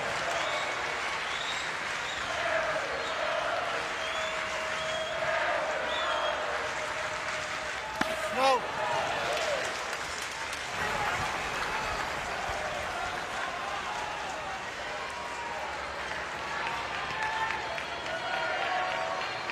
Salazar's had to block some tough pitches through 6 innings.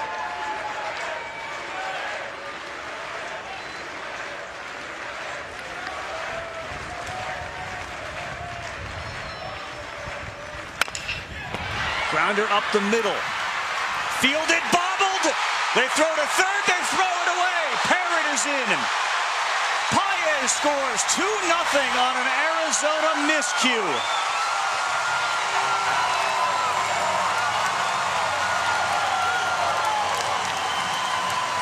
And Zach Remillard doing a good job on the 3-2 pitch, putting the ball in play.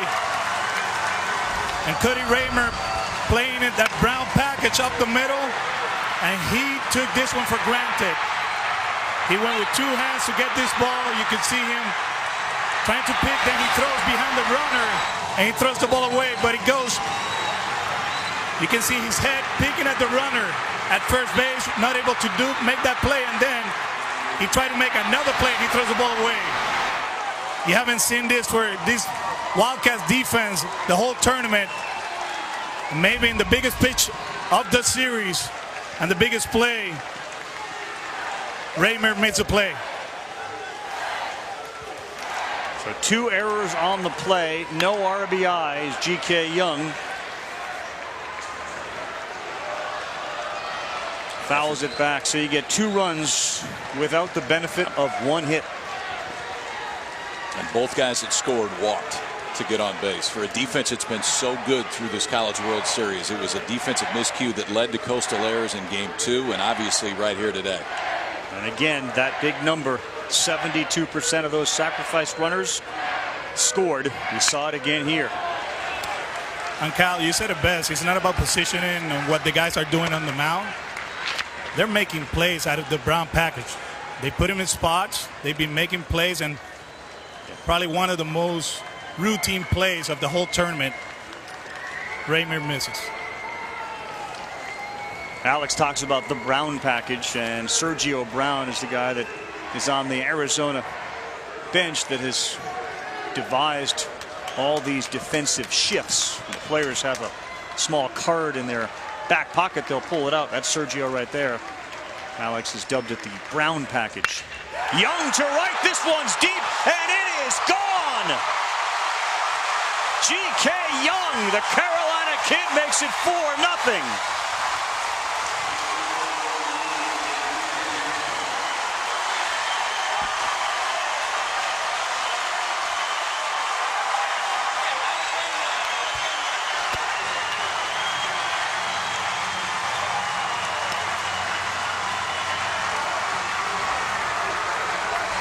The hometown kid.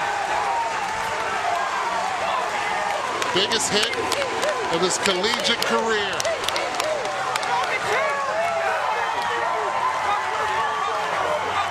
Did you see Marks jump into his arms? That was awesome. Look at him. Young's 99th hit of the season, which ties a Coastal Carolina season record.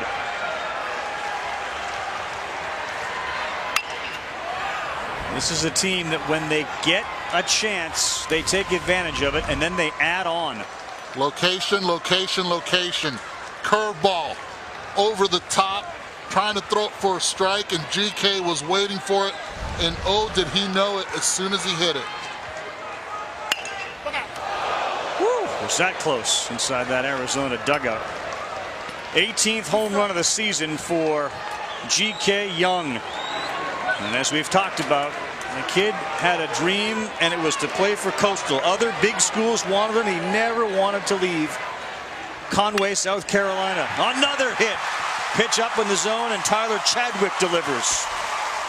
And now the ball is rolling for Coastal. All with 2 outs. Alex had said it, runners in scoring position. When runners are on, they go to the breaking pitch. Coastal Carolina, a well-coached, well-prepared team sitting on it, was GK, and oh my, oh my.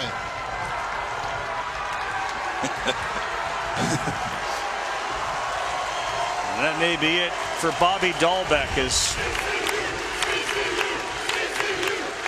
the offense of the shot to clears benefit by the double error, which allowed the first 2 runs to score. It seems to have shaken up Dahlbeck a little bit, and G.K. Young delivers, and that was a long, long home run. We go 7 or 8 rows deep beyond the bullpen in right field. So you still want to move the fences in?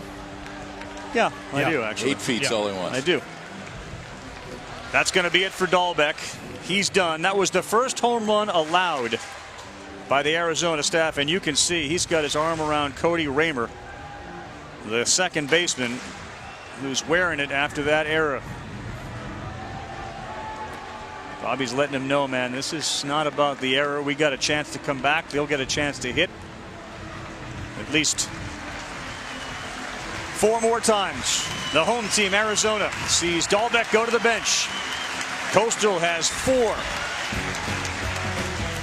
And the biggest blow of the day, and maybe Coastal Carolina's baseball history, comes off the bat of the kid that grew up wanting only one thing: to go play for him.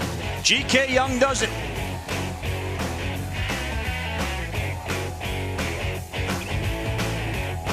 Series appearance, which ties a College World Series record. Rob Wooten did it for Carolina back in 2007. And what a difference a night can make for a pitcher. His first 4 games he was great. 1 earned run in Tuesday's game. Cameron Ming just didn't have the location, didn't have command, and he got hit pretty good.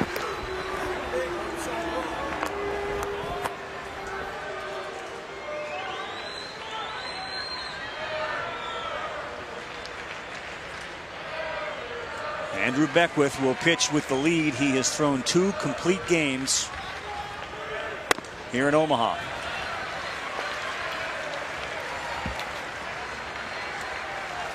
I know we talked about how Remillard was one of those guys who with 2 strikes tends not to shorten his swing and make contact, which is exactly what he ended up doing, and forced Raymer to make a play that he didn't.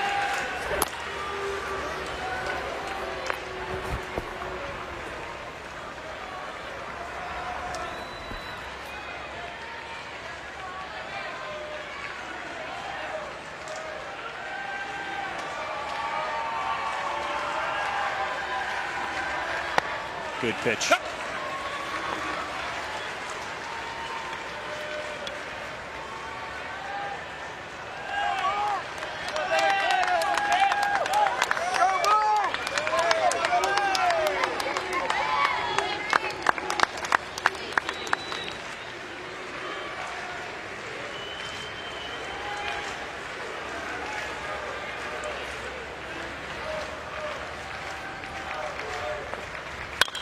Right back at him. Nice play by Cameron Ming, who'll head towards first. Make the throw for the out. But the shot declares, and their fans stand as Dahlbeck is out of the game. Remillard put it in play. Raymer bobbled it, then threw it away and allowed 2 to come in. And downtown goes G.K. Young. Big fly here at TD Ameritrade. Heading to the bottom of the 6th. Coastal up 4-zip. Welcome back, everyone. Hope you're enjoying ESPN's coverage of the NCAA College World Series presented by Capital One. Aerial coverage today is brought to you by DirecTV. If you call yourself a sports fan, you gotta get DirecTV.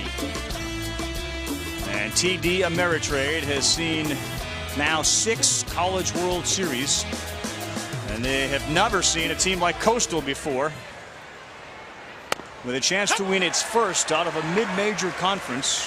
We've seen the likes of Stony Brook here and other schools like that, but this one is as complete a team as we've seen, offensively, defensively, and certainly this kid on the mound, Andrew Beckwith.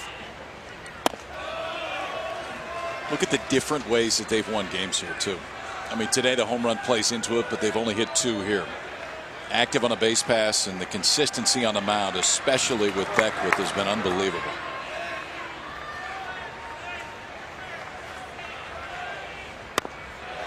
He'll get the call there against Ryan Aguilar, the number 3 hitter for Arizona. 1 for 2 today with a single. What a great feeling that must be for G.K. Young to go deep at the College World Series, put his team up 4-0. Aguilar, hard hit. Woodall swallows it up at first and steps on the bag.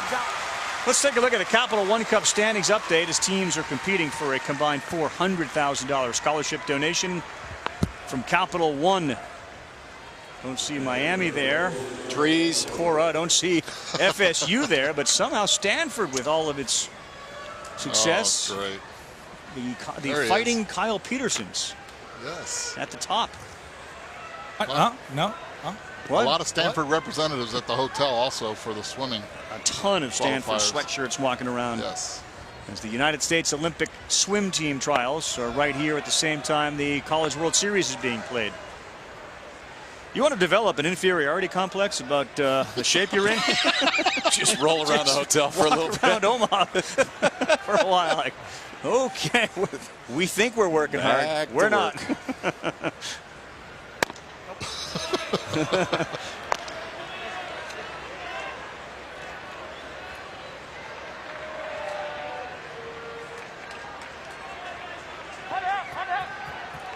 Michael Phelps was in the pool and qualified for his 5th Olympics.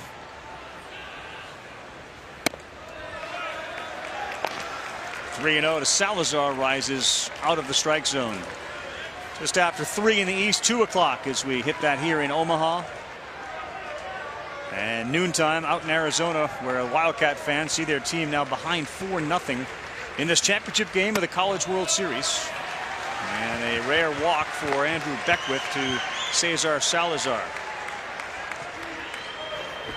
As much as most people were frustrated by the rain delay, it now allows Costal to start Beckwith and have Mike Morrison and Bobby Holmes to be available out of the bullpen.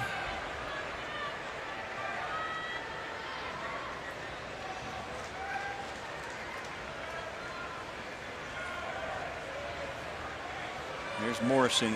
You know that in that mind of his, he's thinking about how we can win it and how he can contribute to it.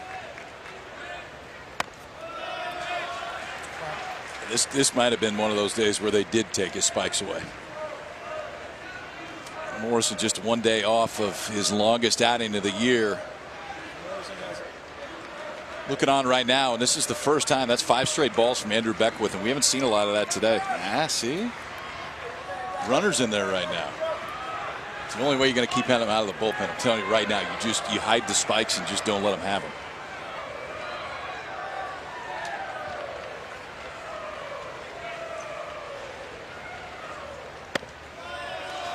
Parrott went out and talked to Beckwith. J.J. Matajevic singled his first time up, then flew out to left.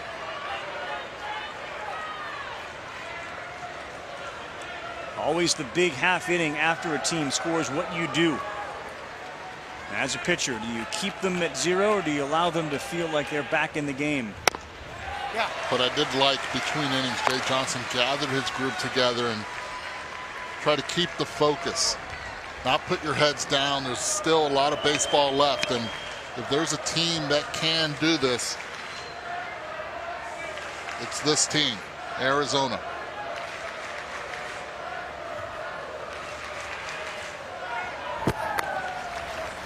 Beckwith, who's become quite a story here, was a starter after Tyler Poole went down with the back injury.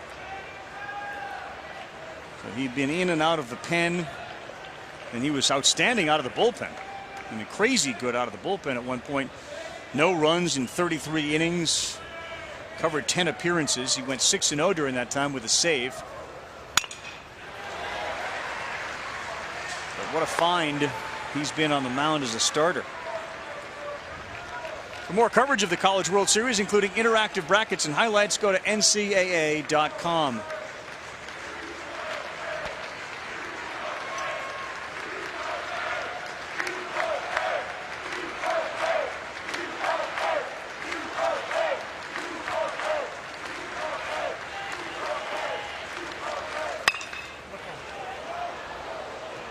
That big glove could have caught that over there. He has the big glove and he like shied away from it. I think it's hard to move the big glove. Yeah, you got to use the legs to get that thing up. That's not just a top half move. He has that glove and the line drive comes and he just runs away from the ball. He's more interested in what's in the right hand than what's on the left hand. Trying to finish the snow cone. We'll get you the foul ball here in a little bit. It's got a hole in it, she says.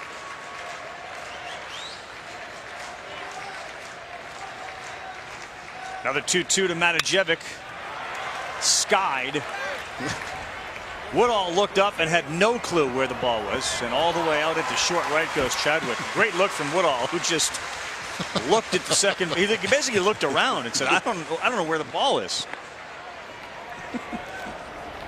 Points at Chadwick. Nice catch. Knew you had it the whole time. There was one too where that slider had just enough break to get off the barrel of Matajevic. It was sinker away, and then a little frisbee that doesn't have much movement but had enough. Right. So Kyle Lewis comes up, Kyle, and you know the one negative, if there's any, to Dahlbeck pitching for Arizona is you take his bat out of the lineup. He's a middle of the order third baseman. And the other night when he was starting, we talked about the possibility that after he's done pitching, you move him to third base. You lose the designated hitter. And they have never, in recent games, hit Bobby Dahlbeck when he's pitched. But you do have 3 more innings after this where he's not available to swing a bat. Then he struggled here at the College World Series, but that's some thunder in that bat that's not available. You pick your poison. You want him on the mound, and he's been great, or you want his bat in the lineup. And he was very good on the mound today. Did not give up an earned run. Good pitch at the knees. 1-2 now to Lewis. Surprise you with that one every once in a while. 88 miles an hour from Beckwith. Came as far over the top as he's going to go. He's not going to see that again, though. Just one time.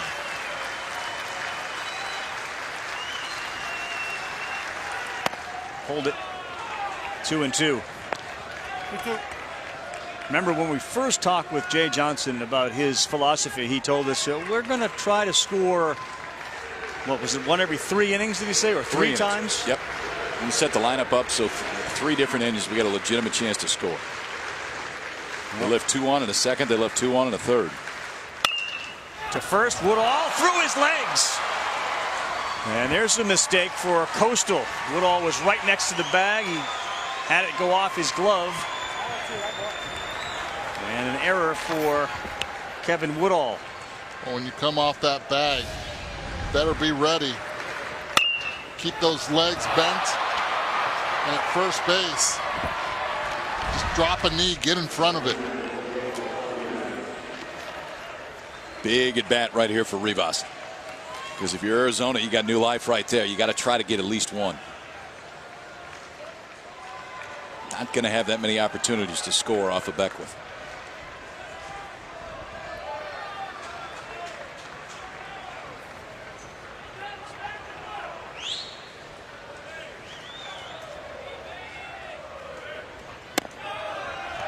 Beckwith is seemingly pitching a little more carefully this inning, a little slower pace this inning.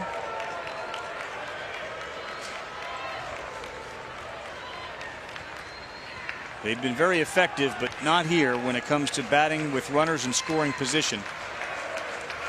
Outfield is shallow enough that Salazar will be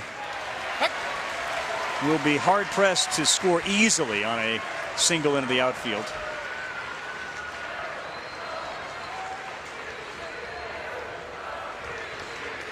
They're 0 for the last 15 with runners in scoring position.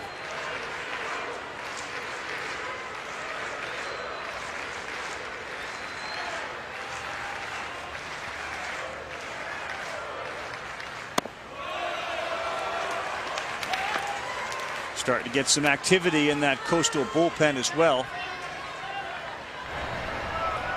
That's Alex Cunningham, who was, if the game was played last night, going to start.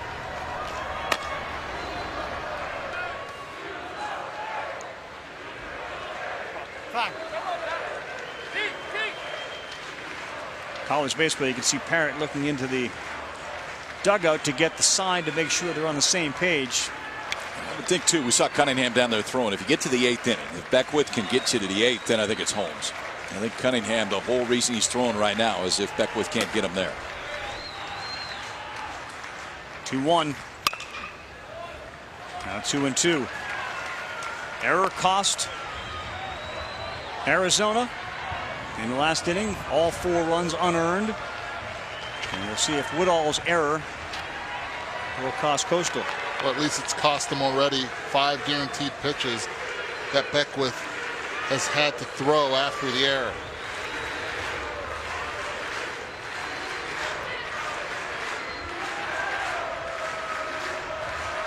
Rivas came up with a big hit in the supers. It's a game-tying hit in the 9th inning of a game that lasted 11.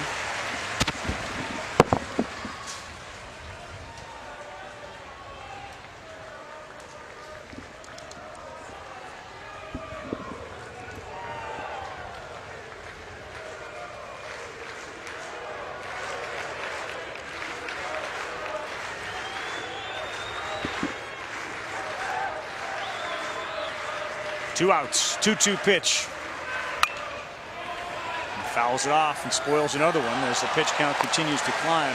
2 great plays. The fans are in it.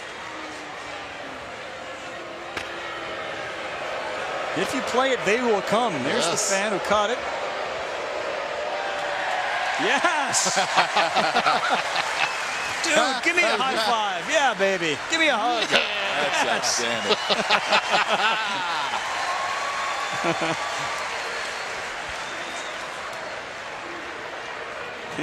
Sure, he looked at that guy. He's like, nope. That was awesome.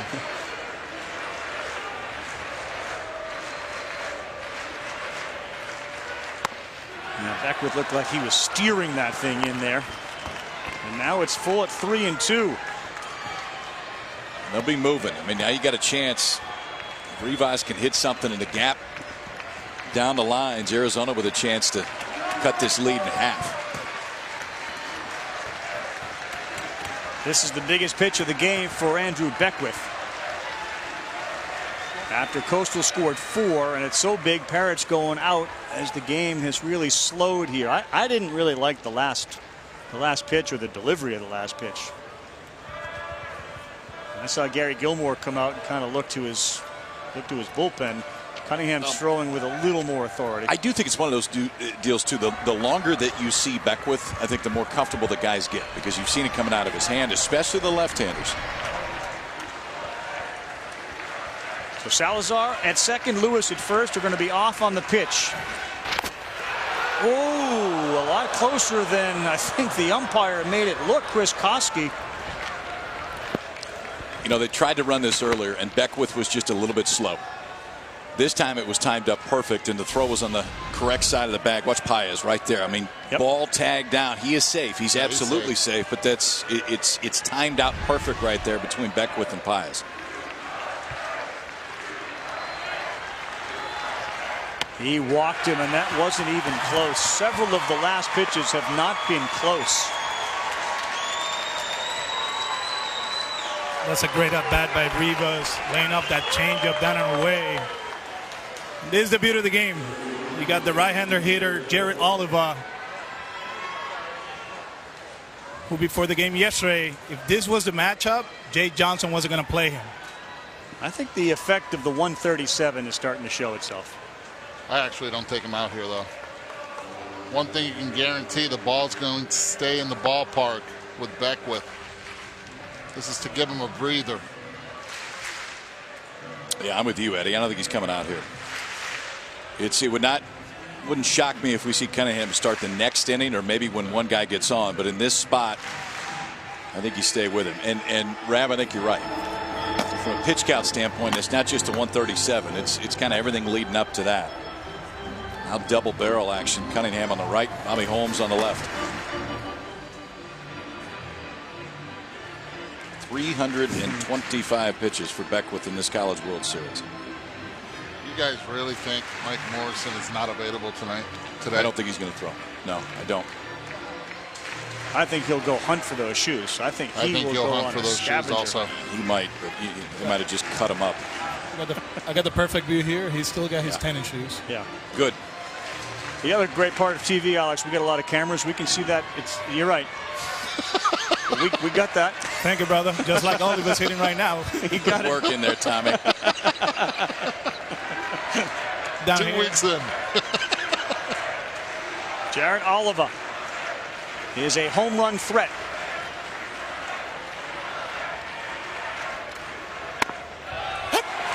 He gets the called strike.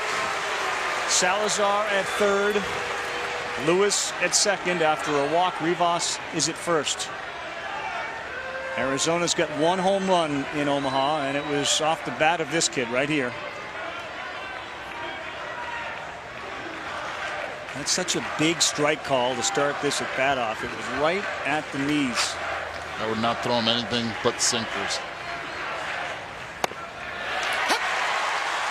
That one rose a little bit, but it's called the strike, and he's ahead of Oliva 0-2.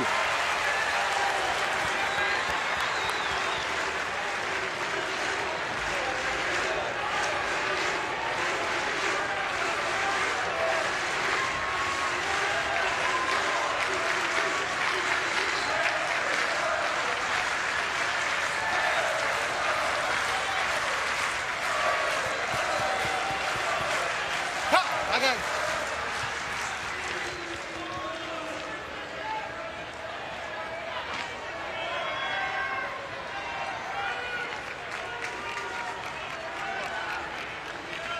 One for 9 with a walk.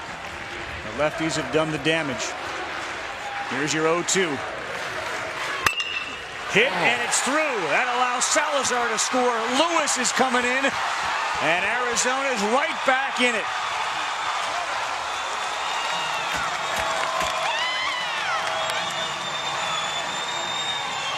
They tried to surprise him, and it did not work. I just do not get this. You try to surprise him here over the top. Oliva, great job of staying with it. 0-2, not trying to do too much, just finding barrel. Alex, you hit it on the nose. The kid that was not going to start yesterday because of the matchup comes through with a big two-run RBI. What a great bounce back inning for Arizona after allowing 4. And again, both runs unearned. So the error hurts Arizona. It hurts Coastal the same way it hurt Arizona. And right now the cut's only 2 runs deep, not 4. But there is a chance for more with Lewis Boyd up. Boyd gets on. It would be Raymer, Cody Raymer, which has been swinging a great bat. He would love to redeem himself after that error in the top of the 6th. 10 2-out RBIs, most of any team. And that may be it for Beckwith. In fact, it is it for Beckwith. And it will be Holmes. Those 320 plus pitches seem to finally take their toll in this inning. And now out of the bullpen comes Bobby Holmes. He's been the guy that's been on the bump when these things have ended in a positive way for Coastal.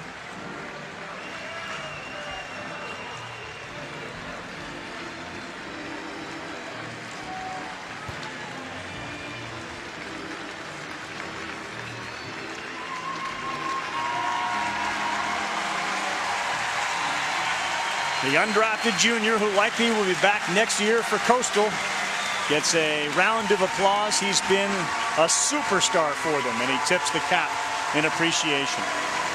2 aboard, down 2 in the 6th for Arizona when we come back.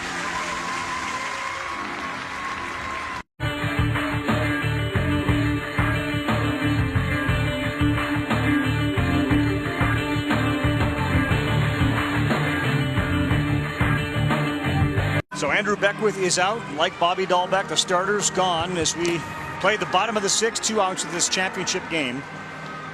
There are 2 men on. And let's take a look at the last at bat. Tell me if you guys saw anything. Well, Andrew was throwing that 2-seamer for down below. See how his head comes down. And then he decided to tell Jared, you want a cookie? I'm going to throw it over the top 0-2. And Jared, hungry as can be with the bases loaded, gets that RBI. Huge one. Arizona, do not count them out.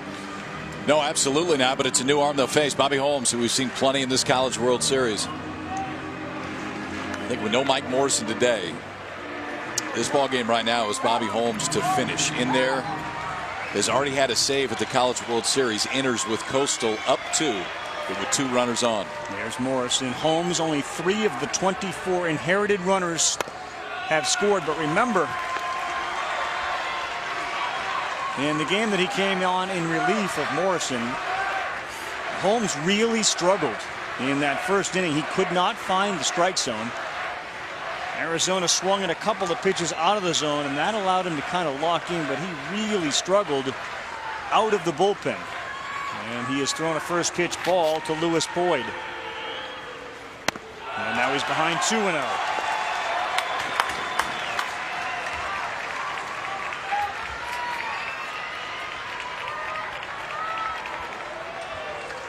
Pretty good there. 3 of 24 inherited runners to score this year for Bobby Holmes. But now 2-0 count to Lewis Boyd. You got to be looking fastball. For Holmes, when he gets ahead, he loves to go to the breaking ball, but I think you can do a 2-0 here.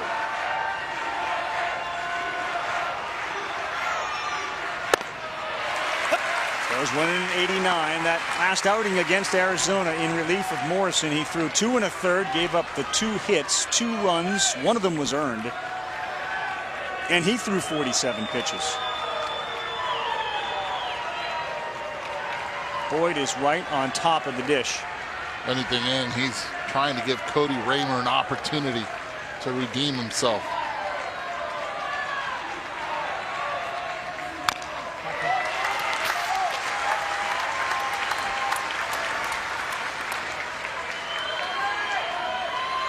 Trying to see the transition here from Morrison, who pitched all the big innings at the end of games, to his good friend Bobby Holmes, who will be doing it today and for the foreseeable future. A huge embrace between the two when Morrison came out of the game the other night. Threw the curveball and he got him. So Bobby Holmes does just what they needed after Arizona bounced back, getting 2 unearned runs. Filthy pitch, but we got ourselves a new ball game. 3 innings to go. The championship game. It's 4-2, Coastal Carolina.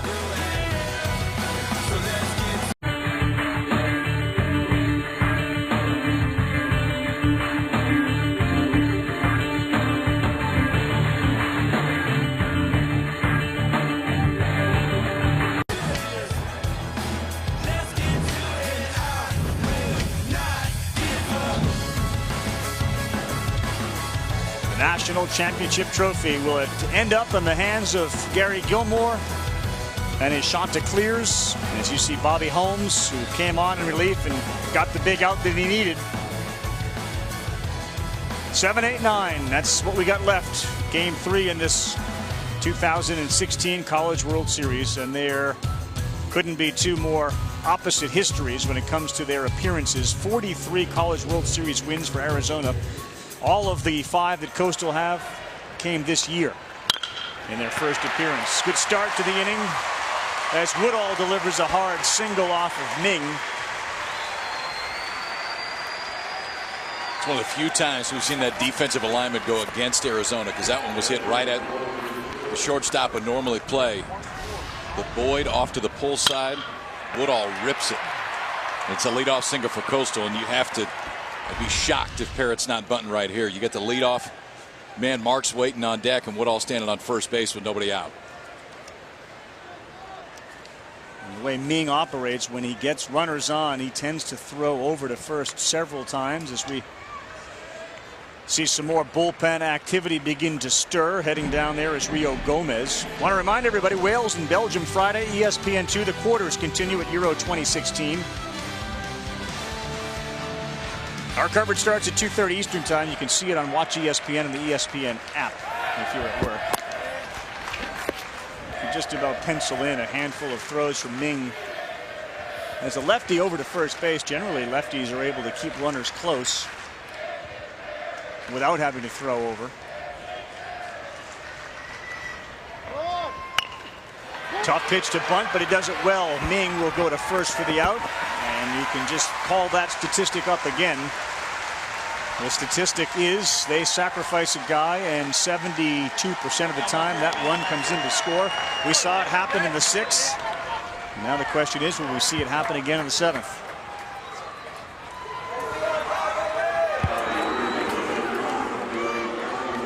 And watch Ming after the pitch See the fundamentals right here of the bunt, getting it down.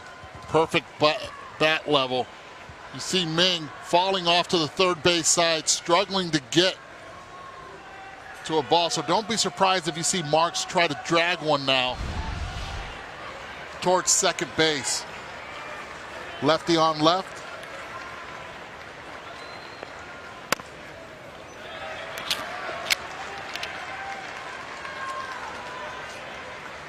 Anthony Marks has been the fire starter for this team. He singled in his first at bat.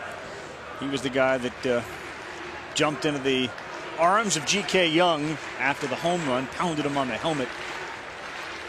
The emotional leader of this team looks at a ball, and it's 2-0.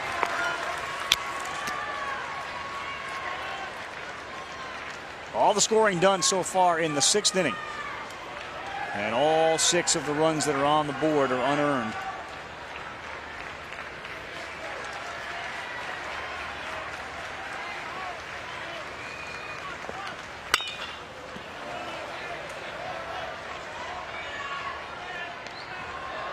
It's about as unique a swing as I think I've ever seen.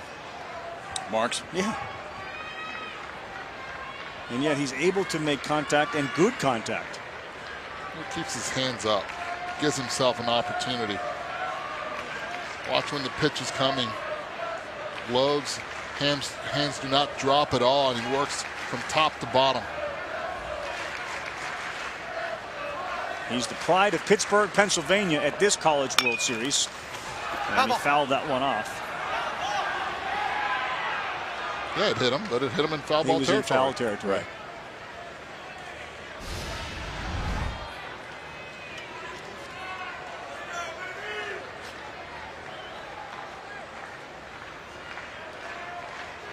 Still, that's a great shot, too, to see Marks try to pull those hands in and the fastball in his inside. I think that's where you got to live.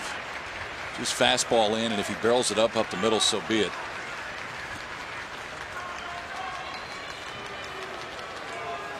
Jay's going to come on out and just ask about if that ball hit him in fair territory.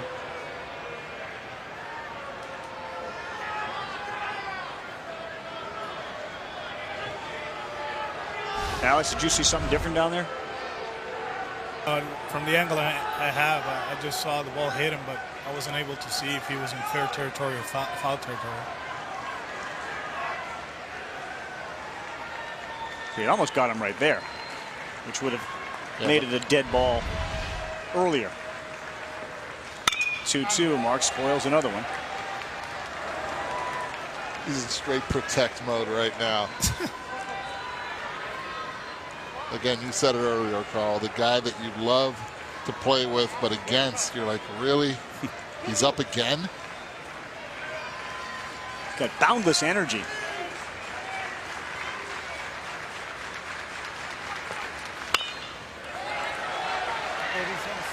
Just a spoiler, man. I mean, you make a pitch that you think is in the right spot, and he's going to foul another one off. Alex, you once had a long at bat, didn't you? Yeah. One thing about facing Ming, it seems like his velocity is not great, so you can, I know you don't want to look for a breaking ball here, but you're going to be able to foul off the fastball, so I wouldn't be surprised if he gets a slider, he'll get it and he'll hit it. Oh. He did get the slider. Woodall goes to third. Mark's thrown out at first. Good read by Woodall there, too. Ball came up on him last hop. Was able to stay with it. Earlier on, the first play of the game, barehanded one. This one, last hop just comes up. Nice read.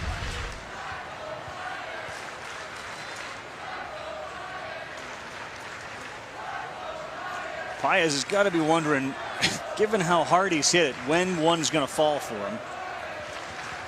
He's 5 for 28. Yes, I got him. And that's a swing at the plate, called strike one. This is the exact type of player, though, that Gary Gilmore has thrived on, finding somebody who from down in that South Florida area wasn't recruited, but they saw something in him, and always becomes a development project that they believe will blossom at the right time, and he's done just that. Come on. I got Caught you. of Take a second. Salazar's bare hand. Yeah, he saved a run right there. That one's going to hurt, but he saved a run just throwing that right hand out there. Is that like a 55-footer? Yeah. You have to check him on that one. You rarely see catchers go after fastballs and block them. Usually you see them off speed, but that one bounced way out in front, and he had the presence of mind of throwing his body at it. I think the other thing, too, is that pitch usually is not in the dirt. Right. Break a ball in the dirt, you're ready for it. Change up in the dirt, maybe you're ready for it. But the fastball, you're usually not going to throw that one 56, 57 feet. Really like the freshman back behind the plate. The offense hasn't been great, but defensively, he's been outstanding. Wild swing there, 1-2.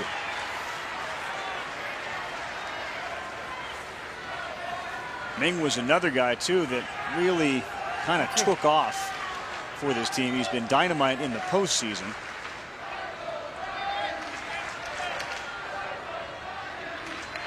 The 1-2. Spoiled.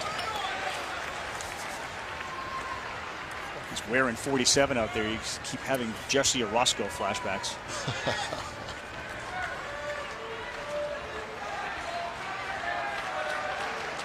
Spins the ball up there.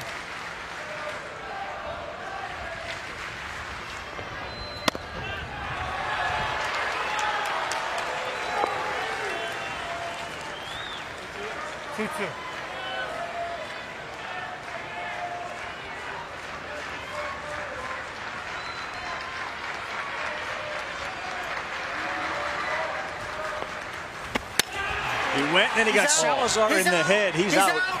He's out. Oh, wow. That one got Salazar in the back of the head with the bat.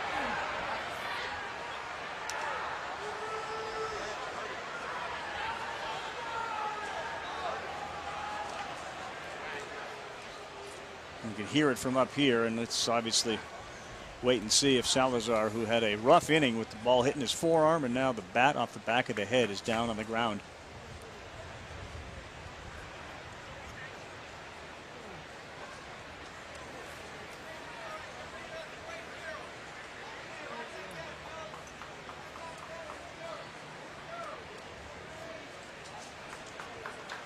That's a good sign. At least up on his knees.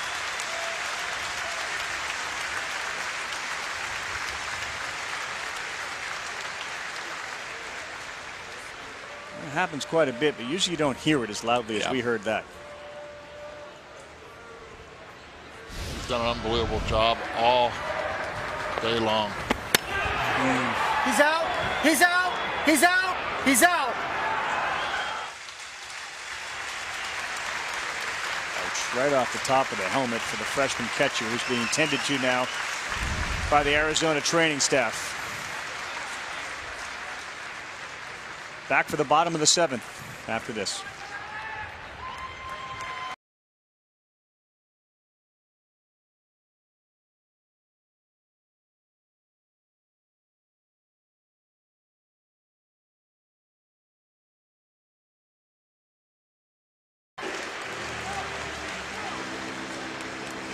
So it's 4-2 Coastal Carolina over Arizona. Cesar Salazar has gone to the locker room. He's out. He's out. He's out. He's out. Backswing interference rule. Umpire in his discretion can call the batter on that third strike out. And he is gone, so he'll be replaced. Likely by Ryan Haug, and now Alex Cunningham has come on. Bobby Holmes is out. He got one out, and he's done for the day, which is an interesting decision if Morrison's not available. Now it's Cunningham's game to finish, and I think the idea with Holmes is come in the most high leverage situation, he gets him out, and now to give the ball to Alex Cunningham, who has not done this very much. 2 starts here at the College World Series. He's got 21 appearances this year, 17 have been as a starter. Raymer leads things off, bottom 7. First pitch is high. So do you think in hindsight now that they thought maybe Beckwith could give them a little more than he did? Because why switch from your original plan, which was yesterday, start this guy, get 2 or 3 or 4, and then bring Beckwith in to finish it? Yeah, potentially I think they did. But you could see he was done. I mean, I think that was part of it. I mean, they had to go out and get him. And if he had breezed through it, I mean, listen, if the play's made at first base by Woodall, I mean, there's no run score. He's back in the dugout, and it's a totally different ball game. He might still be in the game.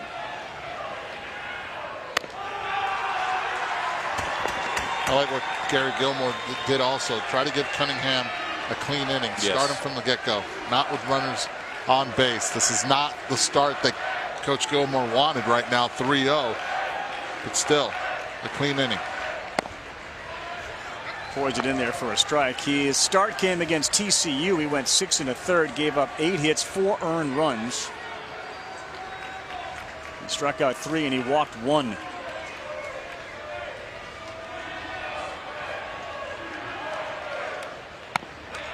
That's a called strike 2. Raymer was looking for the walk. You look down at that Coastal bullpen too. That's a pretty clear indication. This one is Cunningham's game. Everybody out of there back in the dugout. His first start here at the College World Series, he went 4 1/3. That was against Coastal.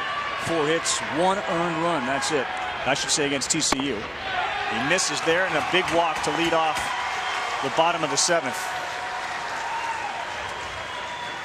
Be very careful now that you've shown your hand. Holmes out. Morrison allegedly not going to pitch. Beckwith done. I understand what you guys are saying about the clean inning, but Holmes, in the previous game, in Game 2, he did a good job against the top of the order. Championship game, and that's my horse. He'll go out in the 7th inning and see how far he can go. I think the reason with Holmes is the number of pitches he's throwing here at the College World Series.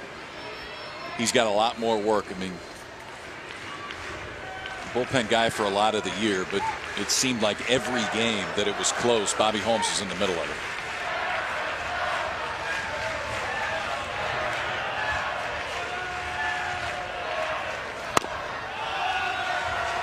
I get it. It's just college kids. You got to take care of them. You've been very aggressive with him the whole tournament. Up to 9 outs away from winning this whole thing. From my standpoint, as a manager, I'm staying with him. Well, now you have him out, Beckwith out, and Morrison apparently not available. So it's Cunningham's, and he is laboring here to start the bottom of the 7th against the Arizona team that, at the very least, takes advantage of freebies. Jim Schlossnagel talks about freebies, the head coach of TCU. A team that hands out fewer freebies tends to win.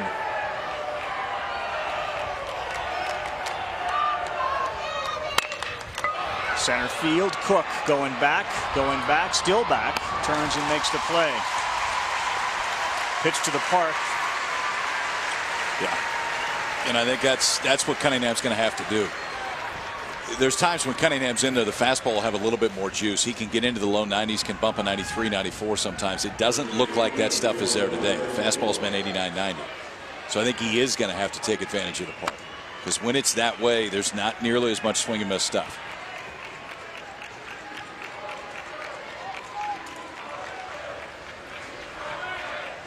Now Ryan Aguilar.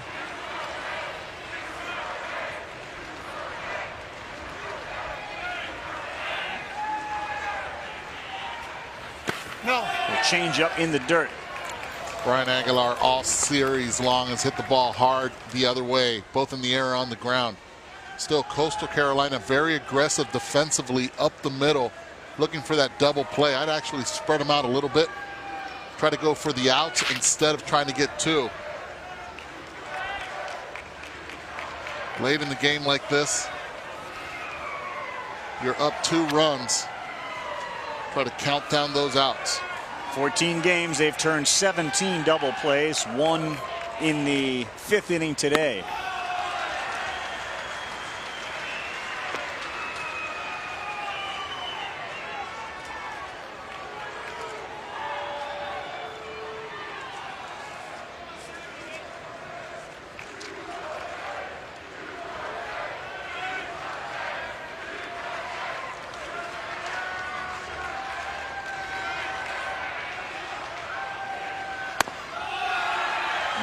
He's making it hard on himself, now behind 3-0.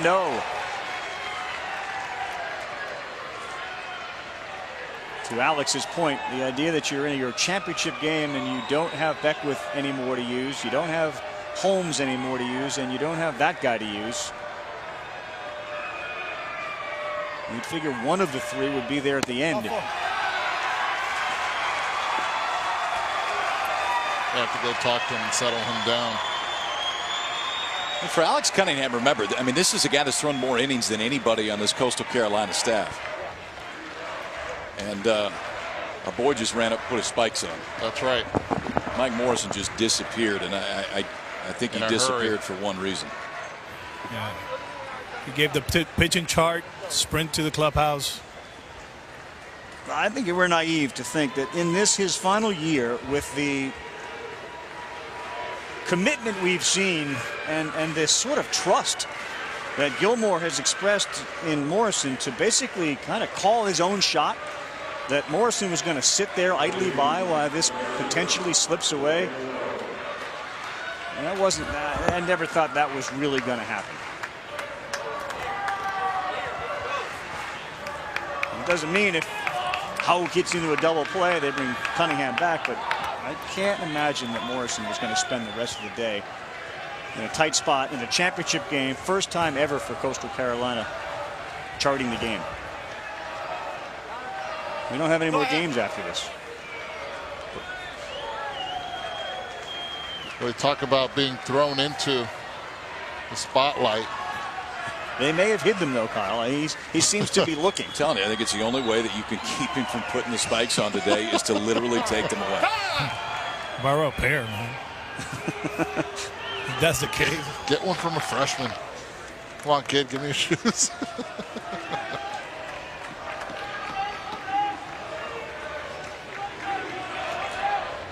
See, he's trying to make eye contact. They're in the backpack. He's trying to make eye contact. He'll put him on in the bullpen.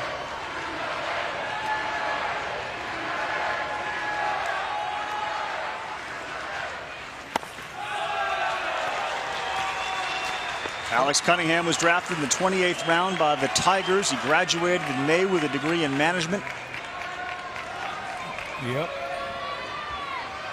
Last couple of years, 15-3, while Coastal's 19-6 in the games he starts. It's on, boys. They've got to make sure that if this is the move they're going to make, they don't wait too long to make it.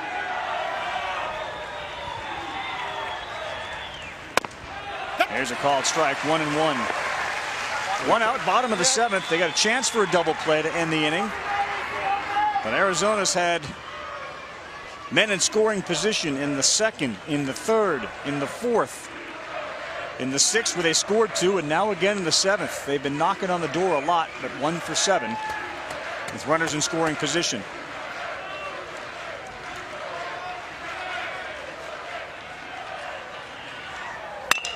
Haug, it is a double play ball. Paez, Chadwick, that's what they needed, and they get it.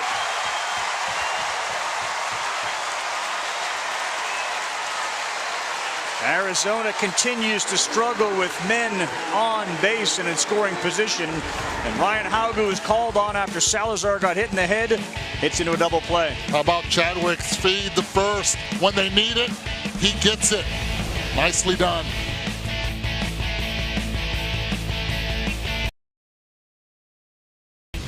White puffy clouds here in Omaha as we welcome you back to ESPN's coverage of the NCAA College World Series presented by Capital One. 4-2 here, and a good chance to sort of say thank you to the entire crew that has handled this College World Series over a 2-week period in which we've seen more College World Series games played than ever before. And a tip of the cap to all the camera folks. We had heat that was record-setting for a period of time here in Omaha. And we saw day game and night game and temperatures in the hundreds and the if necessary day, both games played. Last night a 3-hour rain delay. You cannot say enough about the effort of the men and women that every year come to Omaha, partly because they love the event, but they also have jobs to do, and they do it as well as anybody. Connor Owings lifts one to center field, and an out is recorded. Our producer, Eric Mosley, our director, Scott Johnston, our coordinating producer, Tom Archer, and everybody behind the scenes who make this ship move smoothly when the waters sometimes get very rough. Up late last night with the rain out.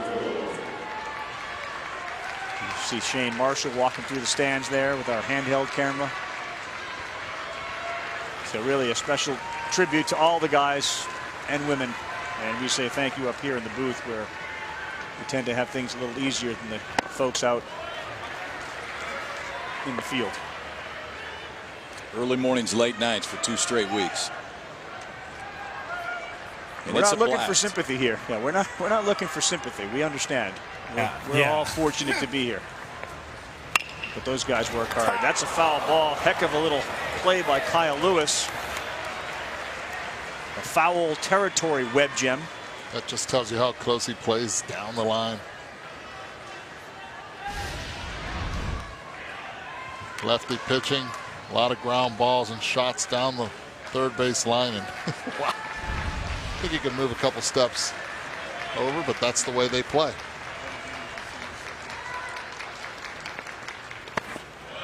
Remillard was the guy that with 2 strikes on him got the ball back in play. It led to the Cody Raymer error, which allowed 2 runs to score.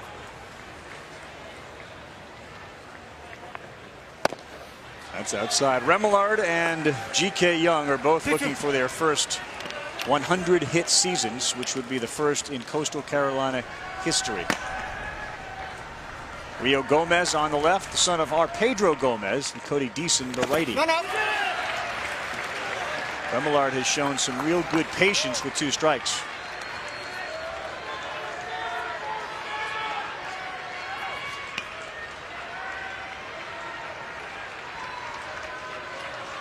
He's the one that had Tommy John surgery, who when he was hurt, he played through it and through until finally he just couldn't make a throw anymore, and now he draws a walk.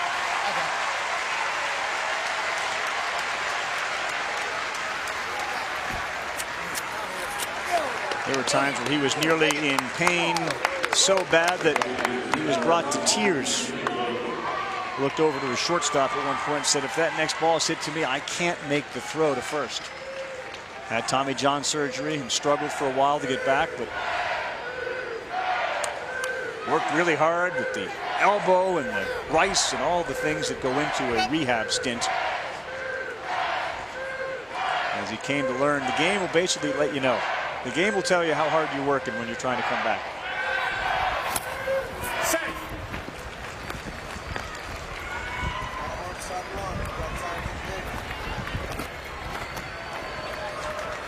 Remillard can run too. 15 stolen bases this year.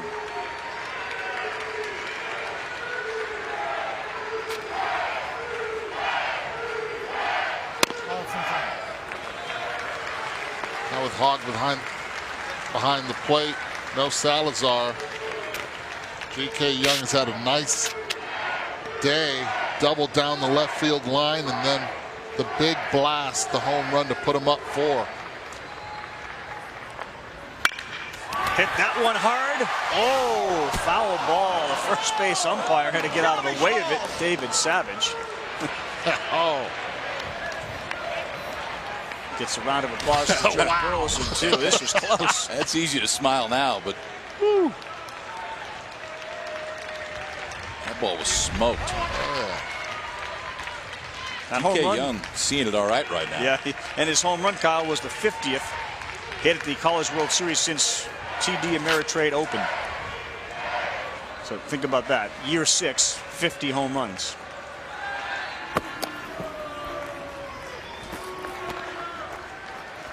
Eight feet.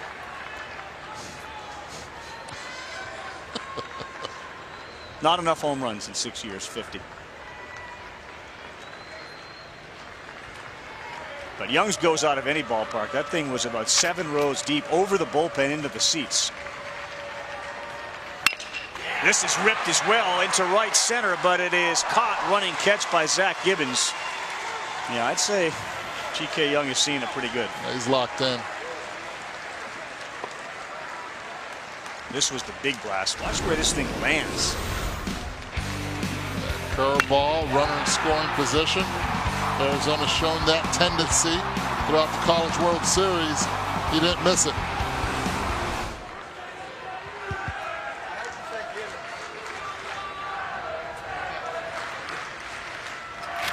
Double down the left field line, home run to right. Just missed a double in the gap right there. That's pretty good day.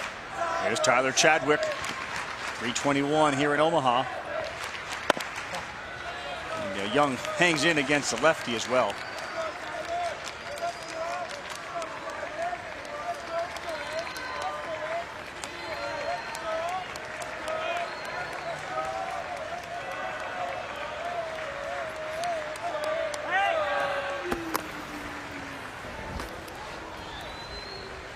Of all the games that Coastal has had to win to get here, I think that NC State rained delayed game was the one that they'll remember. They had a sleep on the idea that they were one strike away from losing the game.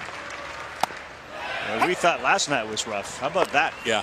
How about that set of circumstances? Last night's a picnic based on what they were going through 3 weeks ago. 2 strikes, ready to be eliminated from the World Championship Series. We're going to suspend it, go to sleep. 0-2 count. Then he got hit by a pitch. And that's when Seth Lancaster delivered a big 2-run single. The types of things that happen on your way to a championship.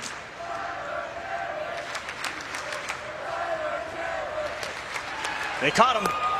The throw down, wide, but he's out. Remillard slid so early, he almost ran out of gas getting to the bag. Wonder why Ming throws over and throws over and throws over. There's your reason. They get Remillard heading down. And we'll head to the bottom of the 8th. Arizona needing a couple.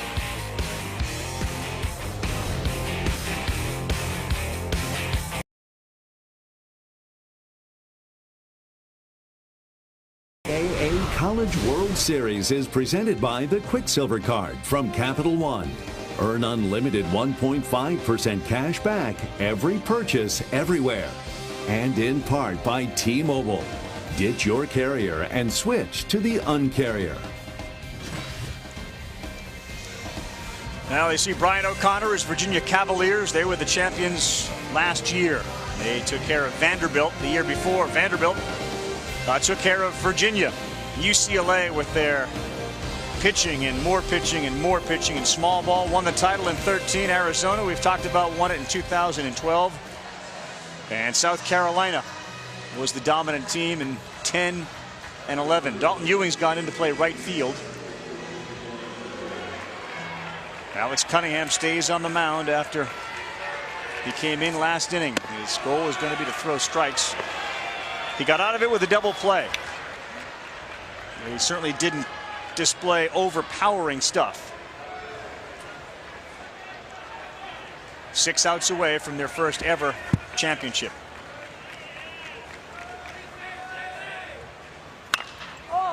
Sky high. This one is going to be playable. Remillard makes the catch.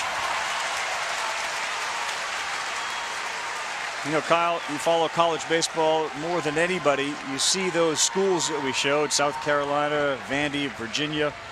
And here we are with Coastal Carolina playing for a championship. A lot of discussion about parity. Coastal could win their first ever championship as you take a look at our game summary as we just crossed 4 o'clock in the East, 3 o'clock here in Omaha. Is that the future of baseball, or will we continue to see the Floridas and the schools like that here every year? What do you think? No, I think it's more the future because it's, I mean, you get 11.7 scholarships, can't spread them around. And honestly, there's more teams putting a lot more money into the sport. We've seen it at Coastal. The facilities work and what they did compared to what they had just 5 or 6 years ago was massively different. TCU's the same way. I mean, 12, 13 years ago before Jim Schlossnagle got there, there's no way you would have seen TCU here. It's when you know that win or lose, the college career is about over. For Mr. Owens, it's been a heck of a run. The Big South Player of the Year will have to watch the rest of this one and see if Alex Cunningham can get 5 more outs. The Coastal facility story we've talked about during the week, and Gary Gilmore's diligence and persistence and passion. I mean, they were playing on a field that a high school wouldn't be proud to play on. When he got there, he's got more stories about bizarre circumstances as this one's lifted to right. That's where Dalton Ewing is, and he's under it. One about a president who they dragged onto a field when it was wet, convinced him to take a step in some mud, lost his shoe in the mud. The clubhouse was that. That's a concession stand. And now look at Springsbrook Stadium and the clubhouse and all that has been done there with this guy as the captain of the ship. Morrison and Owings enjoying their last couple of outs of their baseball careers at Coastal. And it's a brand, too, if you're Gary Gilmore, that's really easy to sell to recruits. I mean, it's a ballpark that the ball flies. There's plenty of talent in this Coastal team, but ballpark's one you like to hit in, too. 96 home runs, tops in the country. They run. And you're in Myrtle Beach. That's not all bad either. 11 miles away from Myrtle Beach. And at the end of the day, it's who you recruit, the persona you have in there, the people you have in there, and they're the ones that sell it. The student athletes, the experience. Bring in the recruits, let the students tell you. Rivas center field. Cook takes a few steps to his right. They're 3 outs away from a championship. Chadwick, Cook, and Woodall, who's hit it hard today, coming up.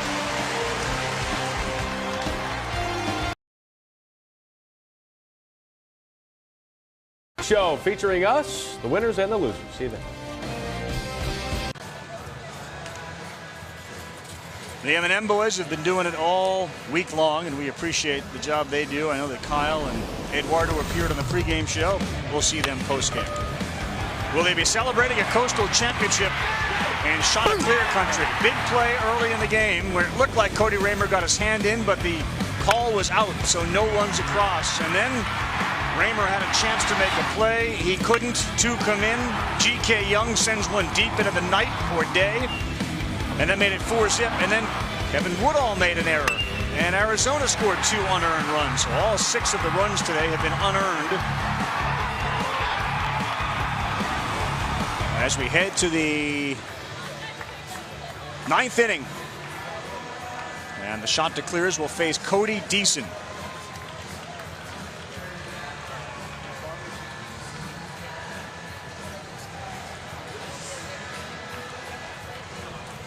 A lot of thoughts that ring through your head when you're this close. Feels a little better now after 1-2-3 inning if you're Alex Cunningham. 3 fly ball outs in the 8th. When Arizona comes up, they'll have Oliver, Boyd, and then the top of the order scheduled. We'll start this with Tyler Chadwick, who was at the plate when Remillard was caught stealing.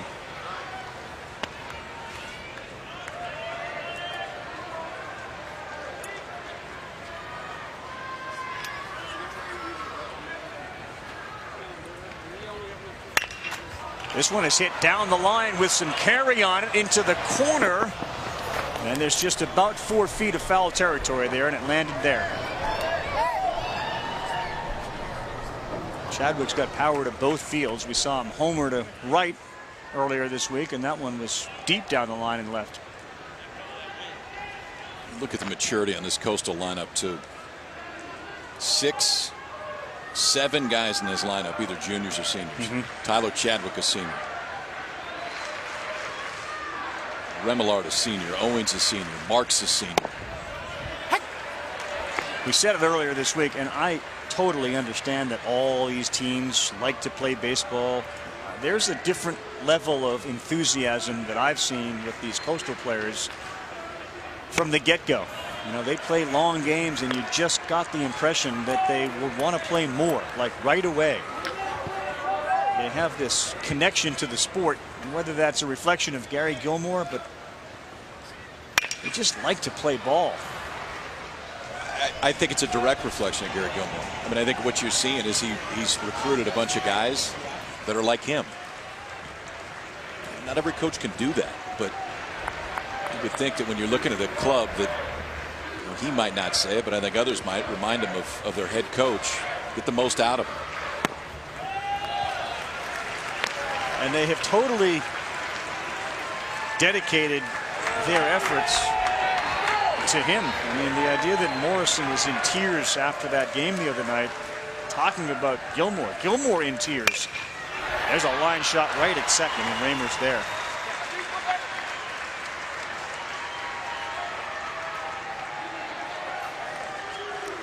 Talk about a student body that's just a little above 10,000 at Coastal Carolina. It's a tight-knit community. How about our guy Ryan McGee, by the way? Comes out here for a week, leaves today, goes straight to Myrtle Beach to lay on the beach. He's going to meet him when they come back. Coastal win or lose, Ryan McGee will meet him right there. That's Myrtle Beach be an interesting place to be tonight if Coastal can get 3 more outs.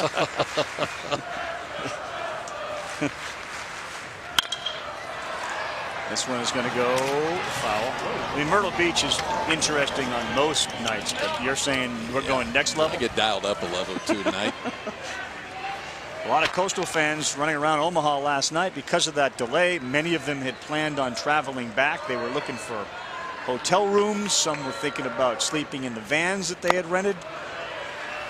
Again, when you're talking about first in school history, and the likes of Kurt Manwaring and others who have played for Coastal and wore the uniform,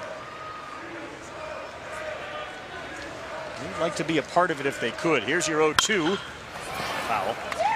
1991, I had a teammate of mine, Buddy Cribb, from Myrtle Beach, South Carolina. Actually, still runs the Chesapeake House in Myrtle Beach, and he transferred from Florida State to Coastal Carolina. And we're like, where? And ended up playing them in the regional. Here comes Buddy back to Tallahassee to play against us with the Coastal Carolina team, a team that was ready to play. Buddy, a little smarter than you were giving him credit for. Very smart. Cribba. Town's going to be hopping. They can pull 3 more outs. I got him. I got you. Yeah. Arizona has come from behind before. We've told you about their elimination games and their 6-0 mark. So I know Jay Johnson's club is hardly thinking this thing is over. And the 2-2. That's playable on the infield, and Aguilar is there to make the play. 2 down.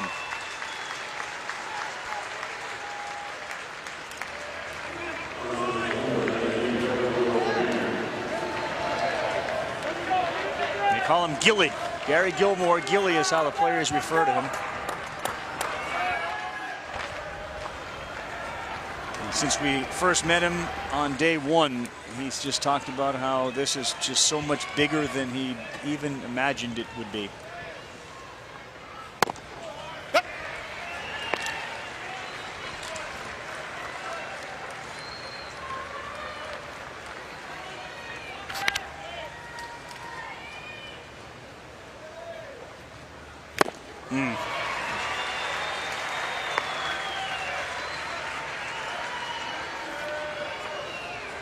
For those wondering about Arizona's baseball future, it appears as if Jay Johnson is in line for a significant raise. This is a kid who's a freshman on the mound who looks very poised and throws hard with some good breaking pitches. And Cody Deason, he's reinvigorated the program at Arizona, has Jay Johnson.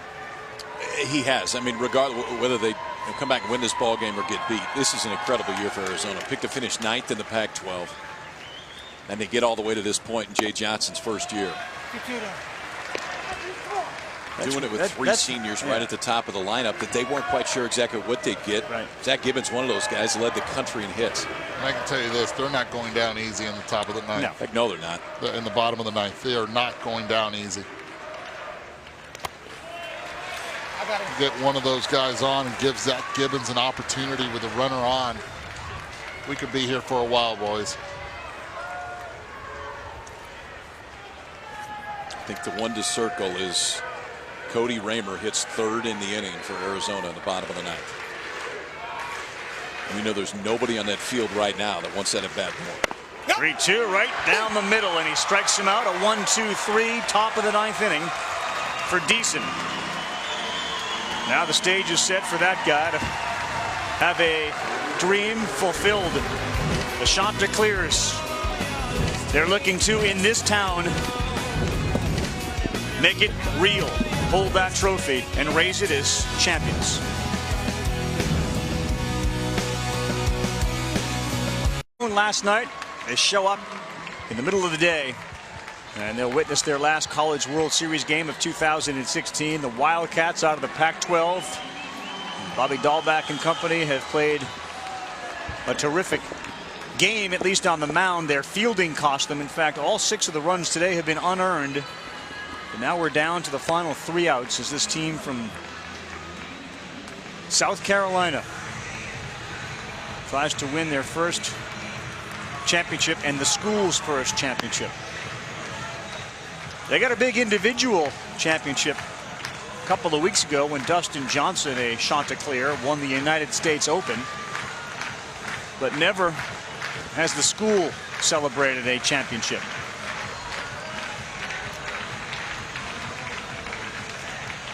Jared Oliva, Lewis Boyd, Cody Raymer. As Alex Cunningham is seeking his first career save in his 42nd appearance.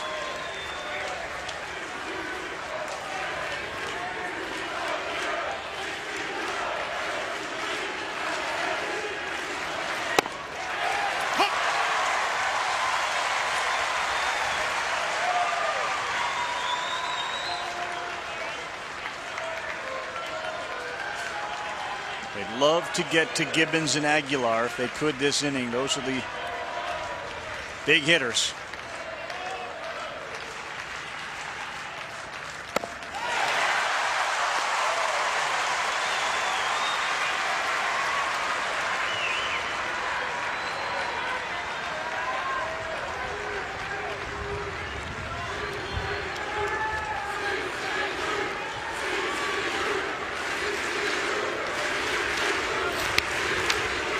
Shouldn't be any cars right now in Conroy, South Carolina, on the streets. Pretty good pitch on the corner there that he is able to spoil and stay alive. Good spot for the fastball. 6 to 8 inches out. Oliver felt like he had to protect because it was close enough.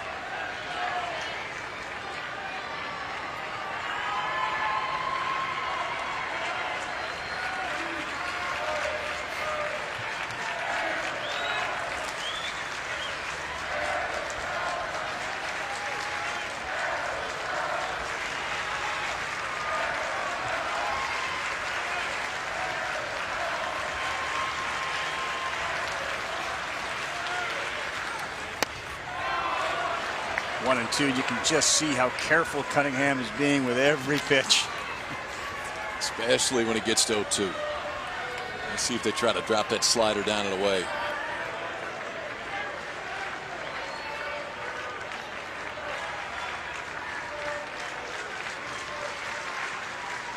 At one point this season, Coastal Carolina was 7-7 after 14 games.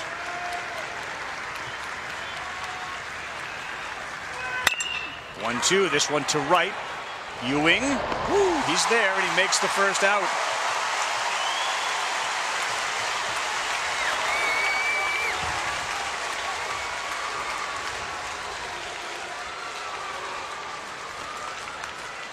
To me, this is the key guy in the inning. If Boyd gets on, you got your tying run comes to the plate in the form of Raymer and or Gibbons.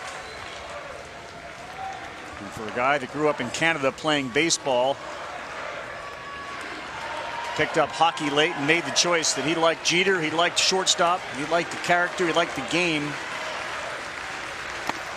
This is Lewis Boyd at the plate. Most likely taking a strike. Needing base runners again. Key is to make sure Zach Gibbons does not get an at-bat. 107 hits on the season. Down.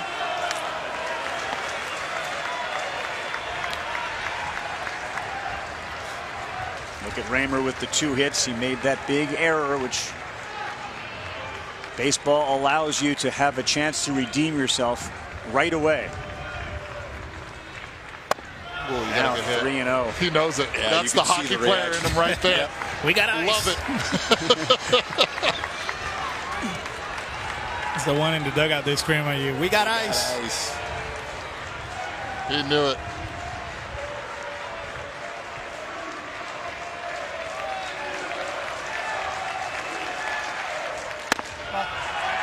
The strike zone gets a little smaller. The outs get a little harder to get. That's a key one. Lewis Boyd walks with 1 out in the bottom of the 9th, and now you get to the top of the order. For everything right that Raymer has done this year, it just feels right that he should come up with a chance to atone for the ball that he did not make the play on earlier today. Senior hitting right at the top of this lineup. Now with a chance to change this ball game with 1 swing. A huge, huge hole between second and first. Big hole. They're playing double play instead of spreading it out a little bit in the infield. Raymer rips one into right, as you knew he would. Down to third goes Boyd, and we got ourselves a 9th inning.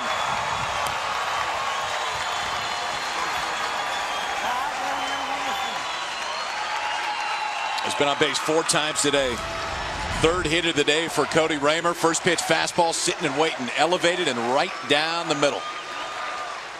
You like too that he wasn't trying to hit in the seats, just hit it hard. I like they didn't give him the take sign. Go ahead, you're the tying run, make things happen. Give credit to Jay Johnson, trusting his 1-2 punch at the top of the order. Told you guys this isn't over. A lot of baseball left with the top of this lineup. Zach Gibbons, among the nation's great hitters this year.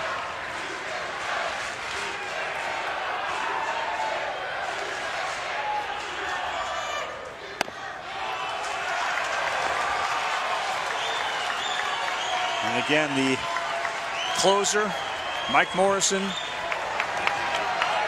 not available. This whole week we have celebrated the 20th anniversary of the LSU walk-off, Warren Morris.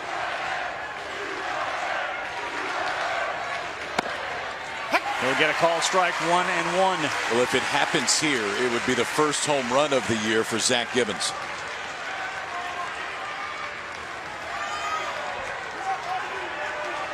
Seven to clinch it, and the last time was in 2010 for the Gamecocks. Whit Merrifield with the hit that year. Got Gamecocks then, you got Roosters trying to defend that this year.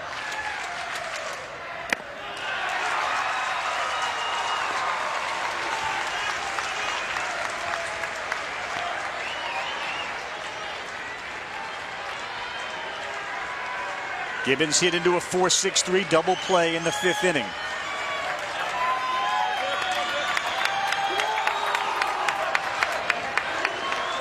He's hitting .420 with runners in scoring position. .420. Center field. Cook. 2 down. Runner tags from third. No advance from first. And it's a 1-run game.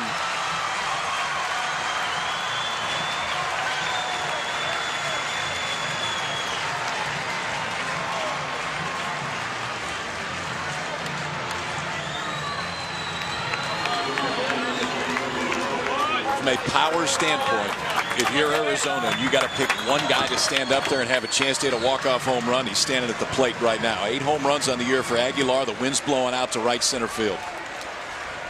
Well, this is where now not having Salazar in the lineup, he would be hitting behind Aguilar. Makes a big difference. You don't really have to give in, but you have to pitch him tough.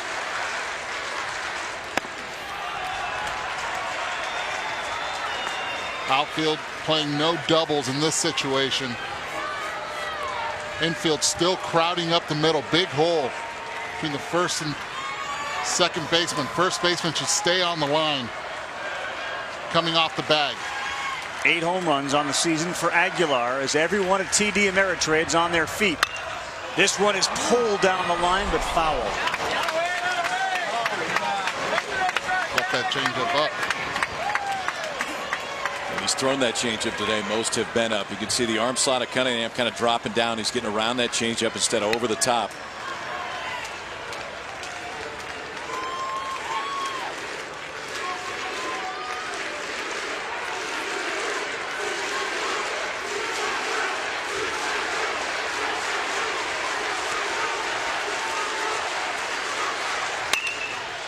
Good pitch. This one tailing away down the line. Fair ball. Here comes a tying run, but held at third. And oh, a double for Aguilar. And the tying run is 90 feet away. Woo!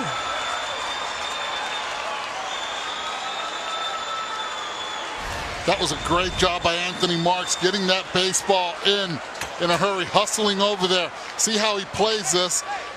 Hits the cutoff man. Jay Johnson has to stop Cody Raymer. See the reaction on the mound? Not having Salazar come up now.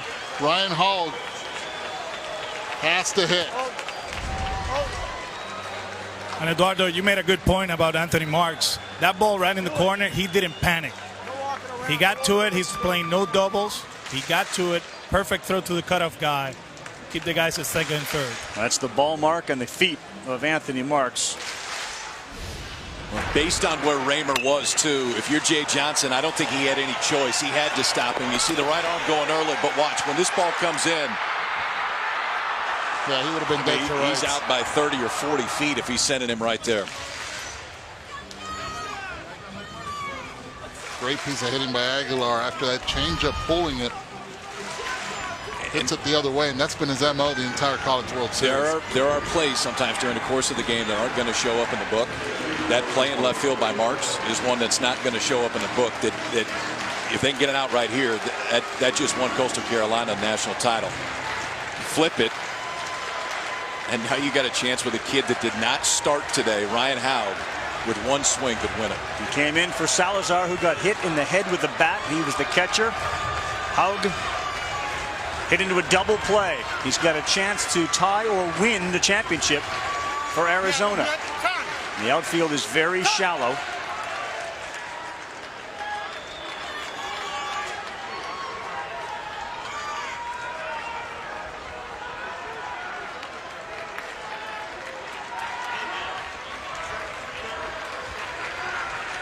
Ryan Hogg, the backup sophomore catcher.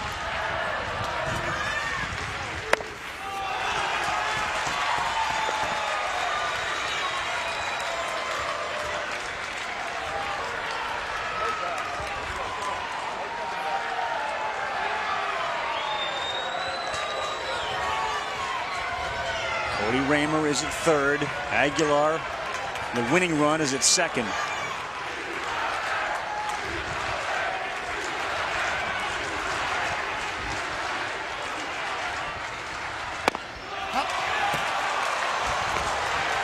Pretty close, 2-0. The designated hitter, J.J. Matajevic, on deck. Turning him loose here? Yes.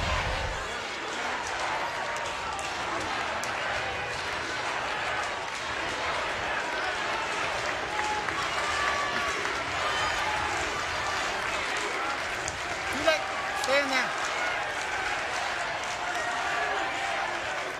Good pitch, 2-1.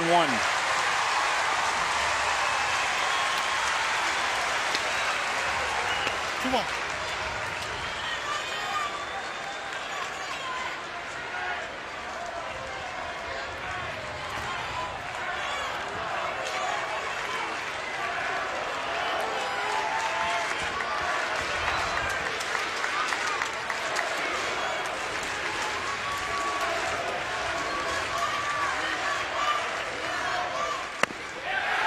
Strike two.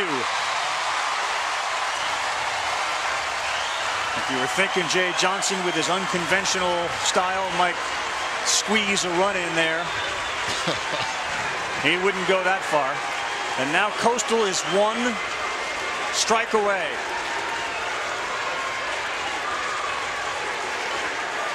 All eyes on Conway, South Carolina. All eyes on Omaha.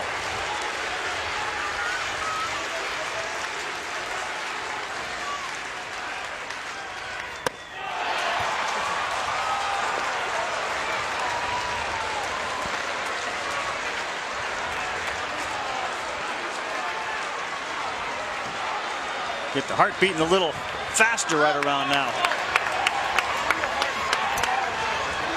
Put yourself in the shoes of Alex Cunningham, who has never saved a game in 42 appearances.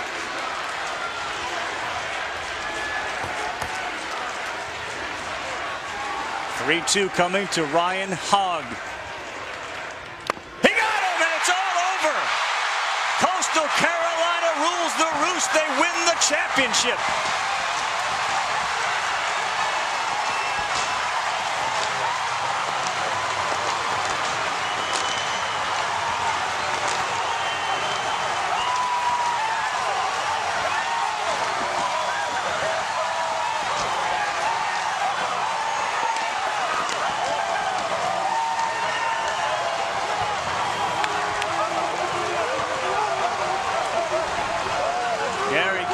Can't believe it. There are tears in his eyes, and they'll be that way for a while after 21 years.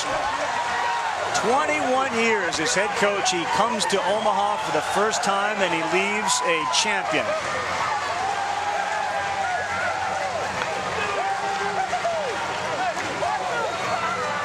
You just can feel how much this meant to these kids and that coach and that team.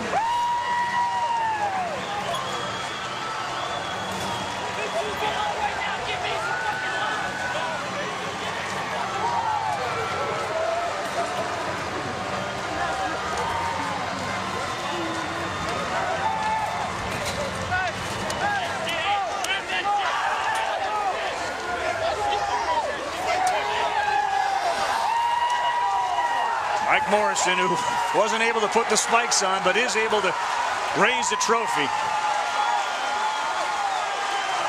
He was a big part of the school's first ever championship. Then how about Alex Cunningham on a 3-2 pitch, throwing it by Ryan Hogg to win the game with a strikeout. Let's take a look at the Capital One Tournament Most Outstanding Player. It's Andrew Beckwith, who goes 3-0 in 23 2/3. He struck out 14. Unanimous choice, and that makes sense. You want to know how hard Mr. Marks went this entire week? He's cramping up after this one, laying on the ground trying to stretch. Think about the road for Coastal Carolina as we look at the last pitch today by Alex Cunningham. Strikeout to end it, first career save.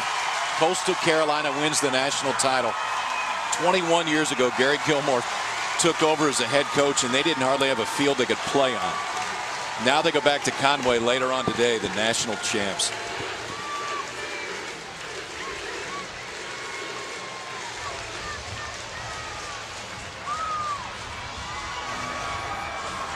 That doesn't make you feel good, and this doesn't. And now the Coastal team has got that trophy, and the relationship between the fans of Coastal and the players is also something that can't be overstated. They've got the trophy out there in front of the folks that made all sorts of difficult decisions on whether to stay or go home. As we send it down to Kaylee with the coach. Kaylee? Coach, how does it feel to live your dream? I can't tell you. The last 3 innings, all I've been doing is folding my hands at third and over in the dugout and praying to God that this is His will. And I know my dad's up there. I lost him 2 years ago, and I wanted him so bad that he couldn't be here to be with me. I'm so bad. I'm so sorry he isn't, but I know he's watching over me right now. As your coaches embraced you as you came out of the dugout, it looked like they were about to take you down to the ground. What words have been shared? We love one another. You know, our families are close. It's just who we are. I think it's where those kids get that feeling of brotherhood from, is because we're all so close. What are your feelings for the kids on this team? It's indescribable. You know, no doubt in my mind. I hope they don't take this personally. We're not the most talented team in America. We're just the national champion. That's all I know. That's all that matters. Coach, how do you put into perspective in your 21 years as the head coach at Coastal Carolina how far this program's come? Well, this program's been a lot better than people gave it credit for. They just thought we played in a small conference and couldn't get this done. And, you know, this bunch right here wanted to prove everyone wrong. We sure did. Thank you very much, Coach. Thank you very much. Kaylee, thank you very much. Great work all week. Alex, thank you very much. Great work all week down there as well. As the Chanticleers of Coastal Carolina do what they knew they were capable of, but his point is well taken. They may not have been the most talented team, but they certainly had as much heart as anybody. And you go back to the first game against Florida, and you certainly got the impression that they could play with anybody here. And now they're champions.